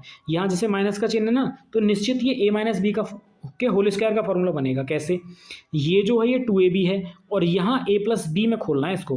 तो a+b में इसको आप कैसे खोल सकते हो कि √2 का स्क्वायर प्लस 1 का स्क्वायर अगर आप करें तो √2 का स्क्वायर कितना हो जाएगा 2, और प्लस 1 का स्क्वायर करोगे तो कितना हो जाएगा 1। कैसे, अच्छा पता कैसे चलती है a और b की वैल्यू कैसे कहाँ से आएंगी, तो वो बनेंगी यहाँ से 2ab से। तो 2 तो है, एक ही जगह अगर आपने √2 मान लिया और b की जगह कितना मान लिया 1, तो a और b की वैल्यू आपके पास क्या आ गई √2 + 1। तो यहाँ से √2 माइनस 1 का होल स्क्वायर का फॉर्मूला बन जाएगा, और ये बनेगा आपका √2 + 1 के होल स्क्वायर का। स्क्वायर से स्क्वायर कैंसिल, √2 + 1 माइनस √2 + 1, तो कितना आ जाएगा आंसर आपका 2। इस तरीके के सवालों को ना मैं आपको अपने चैनल पर ही एक एक सवाल करके इनको दूंगा, जिससे कि आप इसको आसानी से कर सकें कि कौन सा सही है। देखिए 95 क्या है कि निम्नलिखित में से कौन सा विकल्प सही नहीं है। ये आपके पास ऑप्शन दे रखे हैं 4 ऑप्शन, तो इनमें से आपको बताना है कौन सा सही नहीं है। तो आपके पास ऑप्शन जो ए है वो सही नहीं है, यहाँ पर सिद्ध भी किया गया है आपको कि किस तरीके से सही नहीं है। देखिए ये ए और बी दो हमने कोई सदिश मान लिए और इनका मापांक निकाला, तो जो एक आया √5 और एक आया √5, दोनों √5 आए। मॉड ए बराबर मॉड बी तो है, लेकिन ए बराबर बी नहीं है क्योंकि दोनों सदिश अलग अलग हैं। बाकी सारे विकल्प आपके क्या हो जाएंगे, सही हो जाएंगे। सवाल ये है आपका कि a particle is projected with velocity u at an inclination alpha with the horizontal, then maximum height h attained is. तो मैक्सिमम हाइट का फॉर्मूला क्या होता है, u² sin² α/2g। तो ऑप्शन सी आपका आंसर हो जाएगा। इसी तरीके से आपका सवाल है 97, यदि ये आपका डिटरमिनेंट दे रखा है बराबर 0, तो इस समीकरण को संतुष्ट करने वाले x के मान क्या होंगे। भाई देखो कुछ नहीं करना, आपको r1 के सापेक्ष प्रसार करना है। r1 के सापेक्ष प्रसार करने के बाद आपके पास समीकरण आएगी, यहाँ से आप तुलना करोगे तो यहाँ से x के मान प्राप्त आपको हो जाएंगे। क्लियर। अब इसी तरीके से आपका क्वेश्चन नंबर 98 क्या है, 98 क्वेश्चन ये है आपका, श्रेणी दे रखी है आपको समीशन n बराबर 1 से infinity n + 1/n⁻n+1 minus n + 1/n⁻1। तो ये क्या होगा, तो ये एक अभिसारी होगा। कोची रूट टेस्ट लगाएंगे आप यहाँ पर an⁻1/n, ठीक है, इस तरीके से। तो यहाँ से जो आपका मान आएगा ये आएगा आपका कन्वर्जेंट। ये बीएससी का सवाल है भाई। अच्छा 99 क्वेश्चन क्या है, 10² + 11² + 12² plus and so on plus 19 का स्क्वायर बराबर है। देखिए आपको पता होगा 1 से लेके मतलब 1 का स्क्वायर प्लस 2 का square plus and so on n का स्क्वायर। इसको बोलते क्या है कि अगर प्रथम n प्राकृतिक संख्याओं के वर्गों का योगफल आपको निकालना है तो उसका फॉर्मूला होता है n+1 2n+1/6। तो ये हमने 1 से लेके 20 तक मतलब 1 से लेकर के 19 तक के मान निकाल दिए। कैसे, अगर 1 से सीरीज लेते हैं आप कहाँ तक की 19 तक की, 19 के स्क्वायर तक की। तो देखो n का मान 19, 19 + 1 20 और 19 दूनी 38 और 1 39। ऐसे किया है, माइनस कर दो 1 से लेके 9 तक के मानों का, n का मान 9, 9 + 1 मतलब 10 और 9 दूनी 18 और 1 19। इनको जब सॉल्व करोगे आप 2185 आपका आंसर आ जाएगा। क्लियर? ये पता होना चाहिए आपको कि 1 से लेकर n प्राकृतिक संख्याओं के वर्गों का योगफल होता कितना है। Question number 100। क्वेश्चन नंबर 100 मैं आपको कहूँगा कि भाई याद रख लीजिए आप, दो बलों P तथा Q का परिणामी बल R है। यदि Q को दुगना कर दें तो R दुगना हो जाता है, और यदि Q को विपरीत कर दिया जाए तो R फिर दोगुना हो जाता है। तब कौन सा संबंध सही है? तो इसका आंसर आपका आता है P/√2 बराबर Q/√3 बराबर R/√2। क्लियर? क्वेश्चन नंबर 101 ये क्या है भाई कि यदि ब्याज की गणना अर्धवार्षिक की जाती है तो 8,000 का 10% वार्षिक प्रति वर्ष की दर से 1.5 वर्ष का चक्रवृद्धि ब्याज क्या होगा। देखो, अगर आपको ये ट्री मेथड से निकालना है तो आप कैसे निकाल सकते हो कि जैसे 8,000 आपका मूलधन है, क्लियर, और 10% वार्षिक प्रति वर्ष की दर से 1.5 वर्ष का। अच्छा, अगर आपके पास अर्धवार्षिक गणना की जा रही है, क्लियर, तो देखो दर को कर देंगे आप आधा मतलब 5%, और जो टाइम है ना उसको कर देंगे आप 2 गुना, तो मतलब 3 वर्ष। तो आप 3 वर्ष का 5% की दर से मान निकाल दीजिए, आपका आंसर आ जाएगा 1261। अगर आप चाहते हैं नहीं जी हम तो सवाल जैसे दे रखा है PDF के अंदर वैसे ही करेंगे, तो आप इसको कर लीजिए। चक्रवृद्धि ब्याज बराबर आपका फॉर्मूला होता है P1 + R/100⁻n-1। तो यहाँ इसमें पुट कर देना वैल्यू। देखिए यहाँ कर भी रखा है, मूलधन आपका 8,000, दर आपकी 10%, दर को आधा कर दिया, अर्धवार्षिक दर है तो, और समय दे रखा है उसको 2 गुना कर दिया, मतलब 3 छमाही। इस तरीके से आप इसको आंसर कर सकते हैं। Question number 102। तो क्वेश्चन नंबर 102 क्या है, देखिए, यदि 10 प्रेक्षणों x1 x2 x3 and so on 10 तक का माध्य 20 हो तो x1 + 2 x2 + 4 x3 + 6 और x10 + 20 का माध्य हुआ। सीरीज को कुछ नहीं है, बस इसने बोला है कि इन सभी का सम क्या है, 10 का क्या दे रखा है, 20 दे रखा है, तो 20 × 10 मतलब 200। अब इन सब का आपको निकालना है, तो निकालना है तो x1 + x2 + x10 तक +2 + 4 + 6 + कितना 20 तक, इन सबको जब 200 + 110 को जोड़ोगे तो 310। इसका ही माध्य निकालना है आपको। 310 आपका टोटल मान आ गया, और 10 आपके प्रेक्षण है तो 10 से भाग कर दो, कितना आ जाएगा, 31 आ जाएगा। ये आपका आंसर हो जाएगा 102 का। 103 है आपका, for showing the growth of population for the last 8 years the best diagram is. देखिए ये सवाल आपका सीटेट जूनियर वाले में भी पूछा गया था कि कौन सा ऐसा आपके पास ग्राफ होगा जिसमें आप पॉपुलेशन के ग्राफ को 8 सालों के ग्राफ को बढ़ते हुए दर्शा सकते हो। तो ऐसा आपका ग्राफ सिंपल वार डायग्राम होगा जो सबसे अच्छा माना जाएगा पॉपुलेशन की ग्रोथ को दिखाने के लिए। क्वेश्चन नंबर 104 आपका क्या है कि यदि शून्यतर ABC इस प्रकार हैं कि a + b + c = 0 तो a² + BC + b² AC + c² AB का मान। देखिए a + b + c का मान क्या दे रखा है, इसने दे रखा है 0, ठीक है। अब AQ+ ये हम जानते हैं क्या कि AQ + BQ + CQ बराबर 3ABC होता है। कब? जब a + b + c 0 हो। वरना तो आप जानते हो ना, AQ + BQ + CQ - 3ABC बराबर a + b + c, a² + b² + c² - AB - BC - CA। लेकिन यहाँ अगर a + b + c का मान 0 हो गया तो ये क्या हो जाएगा, इसका मतलब हो जाएगा कि AQ + BQ + CQ बराबर 3ABC। अब हमने पूरी इक्वेशन में ABC से भाग कर दिया। जब हम यहाँ ABC से भाग करेंगे तो क्या हो जाएगा, a से a कैंसिल होगा तो a² / BC, b से b कैंसिल तो b² / AC, c से c कैंसिल c² / AB। यहाँ आपका 3ABC में जब ABC का भाग करेंगे तो आ जाएगा 3, तो ये 3 आपका क्या आ जाएगा, आंसर आ जाएगा, क्योंकि उसने यही पूछा था। तो 104 आपका सॉल्व हो गया। अब क्वेश्चन नंबर ये हो जाएगा आपका 105। यदि x + 1/x बराबर √3 हो तो x की पावर 18 + x की पावर 12 + x की पावर 6 + 1 का मान है। देखिए क्या दे रखा है कि x + 1/x बराबर √3 हो तो तब x का गुणांक 1 तथा घातांतर का मतलब होता है घातों के बीच अंतर 6 होने पर गुणांक उसका क्या होना चाहिए, x का 1, और घातांतर मतलब घातों के बीच अंतर कितने का होना चाहिए, 6 होने पर प्रत्येक युग्म का मान 0 होता है। मतलब x की पावर 18 + x की पावर 12। यहाँ अगर आप x का गुणांक देखें तो 1 है और घातों का अंतर कितना है, 6। यहाँ 12 और 6 में अंतर कितना है, 6 और x की पावर 0 इसको लिख सकते हैं, तो इसमें भी अंतर कितना है, 6। देखो ये दे रखा है। तो अगर x का गुणांक 1 हो और घातांतर मतलब घातों के बीच अंतर 6 हो तो उसका मान कितना हो जाता है, 0 हो जाता है। देखिए सीधा फॉर्मूला पूछ लिया था xq - yq का, तो xq - yq बराबर क्या होता है, x - y x² + y² + xy। मैं इसलिए कहता हूँ आपसे कि आप फॉर्मूले भी याद कर लीजिए, आपको सीधे फॉर्मूले पूछ सकता है। 107 समीकरण x Q minus 12x² plus 39x minus 28 बराबर 0 के मूल समांतर श्रेणी में हैं तो सारवंतर है। देखिए अगर ये समीकरण आपके पास दे रखी है और समांतर श्रेणी की बात की गई है तो आप क्या करेंगे, यहाँ 3 मूल मान लेंगे आप। क्या? पहला a माइनस डी, दूसरा a और तीसरा a plus D. A P में है तब मूलों का योगफल निकालने की क्या होता है, -x² का गुणांक बटे एक्स क्यू का गुणांक। तो ये अगर तीन मूलों का योगफल मतलब तीनों को जोड़ोगे तो ए कितना हो जाएगा 3 है, डी से डी कैंसिल, ठीक है। तो ये हो जाएगा आपका -12 -1 तो मतलब 12। तो 3 से जब 12 को डिवाइड करोगे तो ए का मान कितना आ जाएगा आपके पास 4 आ जाएगा। तो यहाँ ए का मान पूछा है, मतलब आपसे पूछा है सारवंतर मतलब डी का मान। तो अब आप तीनों मूलों का गुणनफल निकाल दीजिए। तीनों मूलों का गुणनफल a minus D into A plus d, और गुणनफल बराबर में क्या होता है माइनस का c अपॉन ए, माइनस का c अपॉन ए। तो माइनस का c अपॉन ए का मतलब होता है एक्स क्यू गुणांक, और एक्स क्यू गुणांक कितना है 1। तो माइनस का 28 और माइनस तो ये कितना हो जाएगा प्लस का 28। देखिए यहाँ a माइनस डी और a प्लस डी में क्या फॉर्मूला लग जाएगा, a² minus d square into a का मान आपके पास 4 है तो 4² माइनस डी स्क्वायर बराबर 28। 4 से 28 को काटोगे 7, 4 का स्क्वायर करोगे 16 माइनस डी स्क्वायर बराबर 7। तो डी स्क्वायर बराबर क्या हो जाएगा आपका 16 और माइनस का 7, 16 माइनस 7 मतलब 9 और डी बराबर क्या आ जाएगा +-3। देखिए यदि क्वेश्चन नंबर 108 है कि यदि a बराबर cos hyperbolic x sine hyperbolic x minus sine hyperbolic x into cos hyperbolic x, तो अनुरेख a² बराबर होगा कुछ नहीं, a इंटू ए करना है आपको। a इंटू ए मतलब a²। जब इसको सॉल्व करोगे तो इसका मान आ जाएगा, हमें निकालना है मतलब डायगोनल का सम ऑफ प्रिंसिपल डायगोनल ट्रेस। तो 1 + 1 कितना हो जाएगा 2। इसने पूछा ना ट्रेस a², तो a² का ट्रेस क्या होगा, मतलब a² का डायगोनल का सम। ट्रेस होता है आपका सम ऑफ प्रिंसिपल डायगोनल। क्लियर। 109 यदि एक्स क्यू प्लस ए एक्स प्लस बी के दो गुणनखंड x माइनस 1 और x प्लस 3 हो तो बचा हुआ गुणनखंड है। अब देखिए एक गुणनखंड क्या दे रखा है इसने x माइनस 1 और दूसरा क्या दे रखा है x प्लस 3।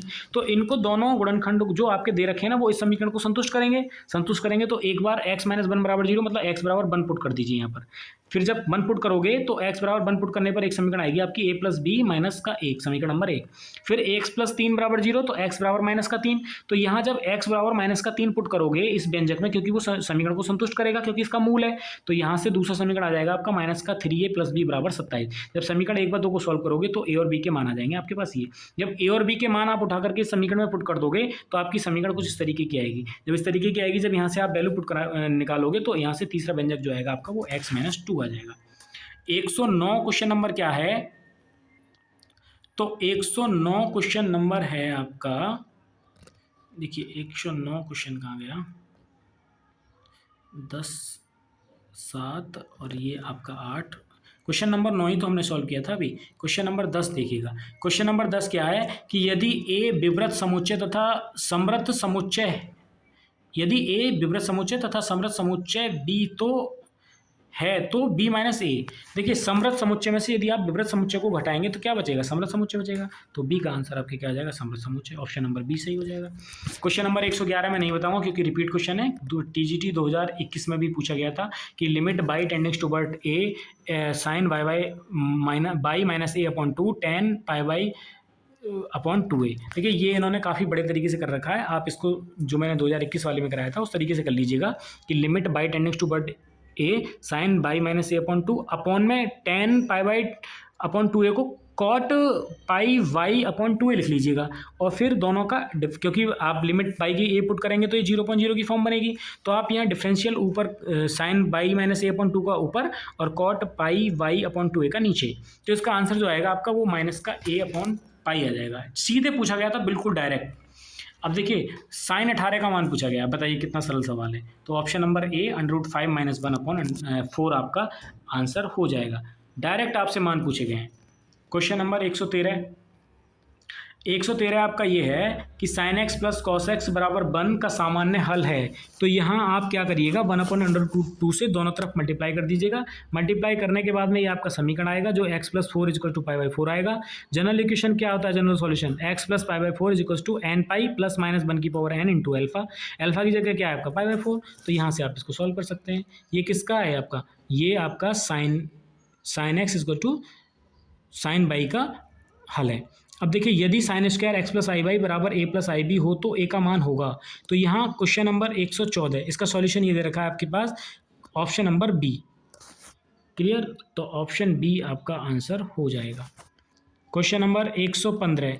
115 इतना सरल सवाल है कि आपको डायरेक्ट याद रखना है ये कि एक समबाहु त्रिभुज में परिवृत्त की त्रिज्या का अंतःवृत्त की त्रिज्या से अनुपात। देखिए अगर एक समबाहु त्रिभुज है आपका और इसके परिवृत्त की त्रिज्या और अंतःवृत्त की त्रिज्या पूछी जाए तो आप डायरेक्ट याद रख लीजिए कि बड़ा वाला त्रिभुज भाई 2 के अनुपात में होगा इसकी त्रिज्या और छोटे वाले की 1 के अनुपात में होगी। तो आप सीधे इस वृत्तों की त्रिज्या को याद रख सकें कि 2:1। जरूरत नहीं है आपको सॉल्यूशन देखने की इतना बड़ा या याद करने की। अब देखिए क्वेश्चन नंबर 1, वृत्त के बिंदु सी पर स्पर्श रेखा एवं व्यास ए बी को बढ़ाने पर डी पर प्रतिच्छेदन करते हैं। यदि कोण डी ए सी बराबर 110 तो सी बी ए किसके बराबर होगा। देखिए ओ वृत्त का केंद्र है और डी सी ए बराबर 110 है आपके पास। ए सी पी बराबर सी बी ए फिर में से क्या हो जाएंगे आपके बराबर हो जाएंगे। तो ए सी पी बराबर 180 माइनस डी सी ए तो ऋजु रेखीय कोण है क्योंकि 180 में से जब 110 जाएगा तो कितना बचेगा 70 और जब ये दोनों कोण बराबर है तो ये भी कितना हो जाएगा आपका 70 हो जाएगा। अब देखिए परवलय बाई स्क्वायर बराबर 4x के एक अभिलंब का समीकरण जो बिंदु 6,0 से होकर जाता है वह है। तो परवलय आपके पास दे रखा है और बिंदु दे रखा है, तब समीकरण को बिंदु संतुष्ट करेगा। तो देख लीजिए इनमें से कौन सी समीकरण को संतुष्ट कर रहा है। इन जो पॉइंट आपके दे रखे हैं तो वही आपका आंसर होगा। जरूरत क्या है इतना बड़ा करने की। 118 समीकरण 6x² minus 5xy minus 6y² plus 14x plus y plus 4 बराबर 0 व्यक्त करता है। देखिए मैं आपसे ये कहूँगा कि जो टीजीटी वाले हैं जो ये पेपर कराते हैं वो किसी एक टॉपिक को पकड़ लेते हैं। जैसे अगर आप यहाँ ध्यान से देखें 2016 वाले पेपर में तो वहाँ उन्होंने पूछ रखा है बार बार कि कौन सा ये वृत्त को दर्शाता है, दीर्घ वृत्त को दर्शाता है, अतिपरवलय को दर्शाता है, लंब रेखा युग्म को दर्शाता है या फिर आपका ये किस चीज़ को दर्शाता है। तो ऐसे सवाल पूछे गए थे। लेकिन 2021 वाले पेपर में सबसे ज़्यादा जो पूछा गया है आपसे वो पूछा गया है वेक्टर वाले चैप्टर से सबसे ज़्यादा सवाल। ठीक है, तो एक चैप्टर को वो पकड़ लेता है। अब देखिए यहाँ क्या है कि आपके पास समीकरण दे रखा है, समीकरण आपके पास दे रखा है। इस समीकरण की तुलना आप इस समीकरण से कर लेंगे। x² plus by² plus 2hxy plus 2gx plus 2fy plus c बराबर 0। यहाँ से a h b g और f और c के मान निकाल लेंगे। तो डेल्टा का मान निकालना होता है हमें मेन। क्यों? क्योंकि डेल्टा का मान अगर 0 के बराबर आ गया तब हम देखेंगे कि a प्लस बी तो 0 के बराबर नहीं है। तो अगर a प्लस बी 0 के बराबर है तो लंब रेखा को निरूपित करता है। अब और कंडीशन में यहाँ पर कि h² minus a be less than 0 है तो वो दीर्घवृत्त को संतुष्ट करता है। h² equals to A b तो वृत्त को संतुष्ट करता है। h² is greater than a b तो वो अतिपरवलय को प्रदर्शित करता है। तो ऐसी कई सारी कंडीशन हैं जो आपको बार बार जब आप प्रैक्टिस करेंगे तो आपको समझ में आ जाएगा। जैसे देखिए यहाँ है ये कि सांकप दे रखा है कॉनिक सेक्शन आपको x² plus xy plus y² plus x plus y is equals to 1। तो ये किसको दर्शाता है? तो यहाँ भी आपने तुलना की a b h f g c के मान निकाल लिए, डेल्टा का मान निकाल के देखा, डेल्टा का मान 0 के बराबर नहीं आया। जब डेल्टा का मान 0 के बराबर नहीं आया तो डेल्टा का मान 0 के बराबर नहीं आया तो हमने देखा कि h² माइनस ए बी किसके लिए दर्शा रहा है तो लेस देन 0 के लिए। लेस देन 0 तो ये किसको दीर्घवृत्त को निरूपित करेगा। ऐसे सवाल देखिए ये भी ऐसे ही पूछा गया था। ये भी समीकरण दे रखी है तो पूछा है बी की वैल्यू क्या है। लेकिन इसने बोल दिया है कि if y axis is generator, मतलब ये बाई एक्सिस पर है लाइन, तो बाई एक्सिस पर है तो बाई का मान 0 नहीं होगा, बाकी एक्स और जेड के मान 0 होंगे। एक्स और जेड के मान इस समीकरण में पुट कर दीजिएगा तो यहाँ से बी का मान कितना आ जाएगा 0 आ जाएगा। 121 द्विघात समीकरण दे रखी है और ये किसको प्रदर्शित कर, देखिए यहाँ भी ये सेकंड डिग्री की इक्वेशन है और फिर से ये पूछ लिया। यहाँ भी आप इसको इक्वेशन को देखेंगे और रेडियस बराबर निकालिए आपने 0 आ गई तो ये किसको नोट करता है, equation is represent a point. Point को जब निरूपित करेगा जब रेडियस का मान 0 आ जाएगा। क्लियर। अब देखिए ये एक समीकरण दे रखी है आपके पास, वक्र के बिंदु इतने का अभिलंब का समीकरण है। तो अभिलंब का समीकरण आप जानते हो ना, y माइनस बाई वन, एक बिंदु अगर दे रखा है तो y माइनस बाई वन बराबर माइनस का 1/dy/dx into x minus x1। अब आपके पास dy/dx कहाँ से आएगा, जो ये इक्वेशन दे रखा है, मतलब कर्व दे रखा है आपको, यहाँ से इसका डिफरेंशियल करेंगे तो dy/dx का मान आ जाएगा और x और y की वैल्यू पुट करेंगे तो x माइनस बाई बराबर 0 आपका आंसर आ जाएगा। क्लियर। अब देखिए यहाँ इस सवाल को π/4 से π/3 लिमिट है, dx upon sine square x into cos square x का मान ज्ञात करना है। इसको भी मैं आपको निकाल करके अलग से करा दूंगा, वैसे सॉल्व वैसे कराने लायक है नहीं, आप इस तरीके से मत करिएगा इसको ना आप ऊपर बंद दे रखा है ना तो 1 की वैल्यू पुट कर दीजिएगा, sine square x plus cos square x। Sine square x के अपॉन में sine square x into cos square x को अलग लिख लीजिएगा। साइन स्क्वायर x से साइन स्क्वायर x कैंसिल हो जाएगा, 1 अपॉन कॉस स्क्वायर x क्या हो जाएगा सेक स्क्वायर x। और इसी तरीके से 1 upon sine square x cos square x बचा और इधर बचेगा 1 अपॉन साइन स्क्वायर एक्स, तो 1 अपॉन साइन स्क्वायर एक्स क्या हो जाएगा कॉसेक स्क्वायर एक्स। दोनों का इंटीग्रेशन करेंगे और उसका मान वैल्यू पुट करके इसकी लिमिट पुट करने के बाद आपका आंसर आ जाएगा। क्लियर। 124 देखिए मॉड वाला सवाल है कि -1 से 2 लिमिट है x into mod x d x is equal to किसके बराबर होगा। देखो यहाँ x की वैल्यू अगर आप पुट करें तो 0, तो मतलब ये 0 पे टूट रहा है, तो इसको हम तोड़ लेते हैं कि -1 से 0, 0 से 2, अब ये माइनस का एक्स स्क्वायर कहाँ से आया ये आपको देखना होगा। देखिए जब आप मॉड एक्स को खोलेंगे, मतलब मॉड एक्स की कंडीशन क्या है कि अगर कहीं आपके पास मॉड एक्स दे रखा है तो इसकी कंडीशन ये है कि माइनस एक्स जब होगा जब एक्स लेस देन जीरो होगा, मतलब एक्स का मान जीरो से छोटा लिया जाएगा, मतलब माइनस में वैल्यू ली जाएंगी। और x का मान पॉजिटिव जब होगा जब x is greater than equal zero होगा, ठीक है। तो अब इनमें से अगर आप वैल्यू देखेंगे कि जीरो से छोटी जब वैल्यू रखेंगे तो यहाँ क्या आएगा आपका माइनस का आएगा, और जब आप जीरो से बड़ी वैल्यू रखेंगे तो मतलब पॉजिटिव वैल्यू रखेंगे तो यहाँ प्लस का मान आएगा। तो इस तरीके से ये मान आते हैं। तो यहाँ आपका माइनस का एक्स स्क्वायर आ जाएगा, यहाँ आपका प्लस का एक्स स्क्वायर आएगा। इनकी इंटीग्रेशन करना है आपको और सिर्फ वैल्यू पुट करनी है, सीधे इसका आंसर आ जाएगा। Question number 125। क्वेश्चन नंबर 125 क्या है कि ये आपके पास दे रखा है x Q minus x square plus 4x minus 4 और एक्स की पावर 6 माइनस 1 का मासापा है। सिर्फ मासापा ज्ञात करना है। देखिए इसको फैक्टर के रूप में सॉल्व कर लिया, x square plus 4 x minus 1, x की पावर 6 माइनस 1 को हमने सॉल्व किया तो ये आ गया आपका। तो इन दोनों में कॉमन क्या आ रहा है, तो इन दोनों में कॉमन आपका आ रहा है एक्स माइनस 1, तो एक्स माइनस 1 ही आपका क्या हो जाएगा, ओवेनिस्ट हो जाएगा। तो ये सवाल थे आपके 125 सवाल जो कि TGT 2016 में पूछे गए थे। तो TGT 2016 का हमने पूरा प्रैक्टिस सेट सॉल्व कर लिया है। मुझे उम्मीद है कि ये आपको समझ में आया होगा। देखिए जो जो सवाल करने के थे मैंने आपको बताए, जो जो सवाल आपको डायरेक्ट याद करने के थे वो मैंने आपको डायरेक्ट याद करने को बोला, और इसका आप बैठ के भी सॉल्यूशन करिएगा। अब आपका TGT 2022 का जो पेपर है वो दूर नहीं है, तो इन सभी सवालों को आप बैठ करके सॉल्व करिएगा। जो सवाल आपके समझ में नहीं आए तो आप उनको कमेंट बॉक्स के माध्यम से कमेंट करके ज़रूर बताइएगा। जब आप कमेंट करके बताएंगे ना तो मैं उस सवाल को अलग से उसकी वीडियो बना करके आपको इसी चैनल में कमेंट बॉक्स में पिन कर दूंगा उसको, और फिर आपको देखने में मदद मिल जाएगी कि हाँ भाई ये वाला सवाल हमारे समझ में नहीं आया था तो इस सवाल को हमें दोबारा से देखने का मौका मिल गया। तो देखिए मुझे उम्मीद है कि आप लोगों को अच्छे से समझ में आया होगा। अगर समझ में आया है तो अपने सभी TGT वाले ग्रुप में इनको शेयर कर दीजिएगा। शेयर करने के बाद में अगर उन लोगों से कहिएगा कि अगर आपको समझ में आता है तो यहाँ सभी जितने भी TGT के प्रीवियस ईयर के क्वेश्चन पेपर हुए हैं उन सभी का सॉल्यूशन आपको अपने चैनल पर मिलेगा, मैं ये वादा करता हूँ। और इसी तरीके से हम इन क्वेश्चंस को सॉल्व करते रहेंगे तो हमारी प्रैक्टिस भी हो जाएगी। फिर इसी तरीके से कोई प्रैक्टिस सीरीज़ लाएंगे जिसमें सभी क्वेश्चन पेपर के क्वेश्चन होंगे बारी बारी से, तो इसी तरीके से हम सॉल्व कर देंगे। और देखिए यहाँ ना क्लास 12th के लिए डिफरेंशियल की सीरीज़ भी चल रही है, अगर आप उसमें भी पार्टिसिपेट करना चाहते हैं तो उसको भी देख लीजिएगा, क्योंकि डिफरेंशियल अगर आपने वहाँ से कर लिया तो फिर आपको यहाँ TGT वाले जो सवाल आएंगे वहाँ भी आपको ज़्यादा दिक्कत आने वाली है नहीं। तो चलिए मिलते हैं फिर नेक्स्ट वीडियो में, तब तक लिए गुड बाय। तो ये क्वेश्चन थे आपके।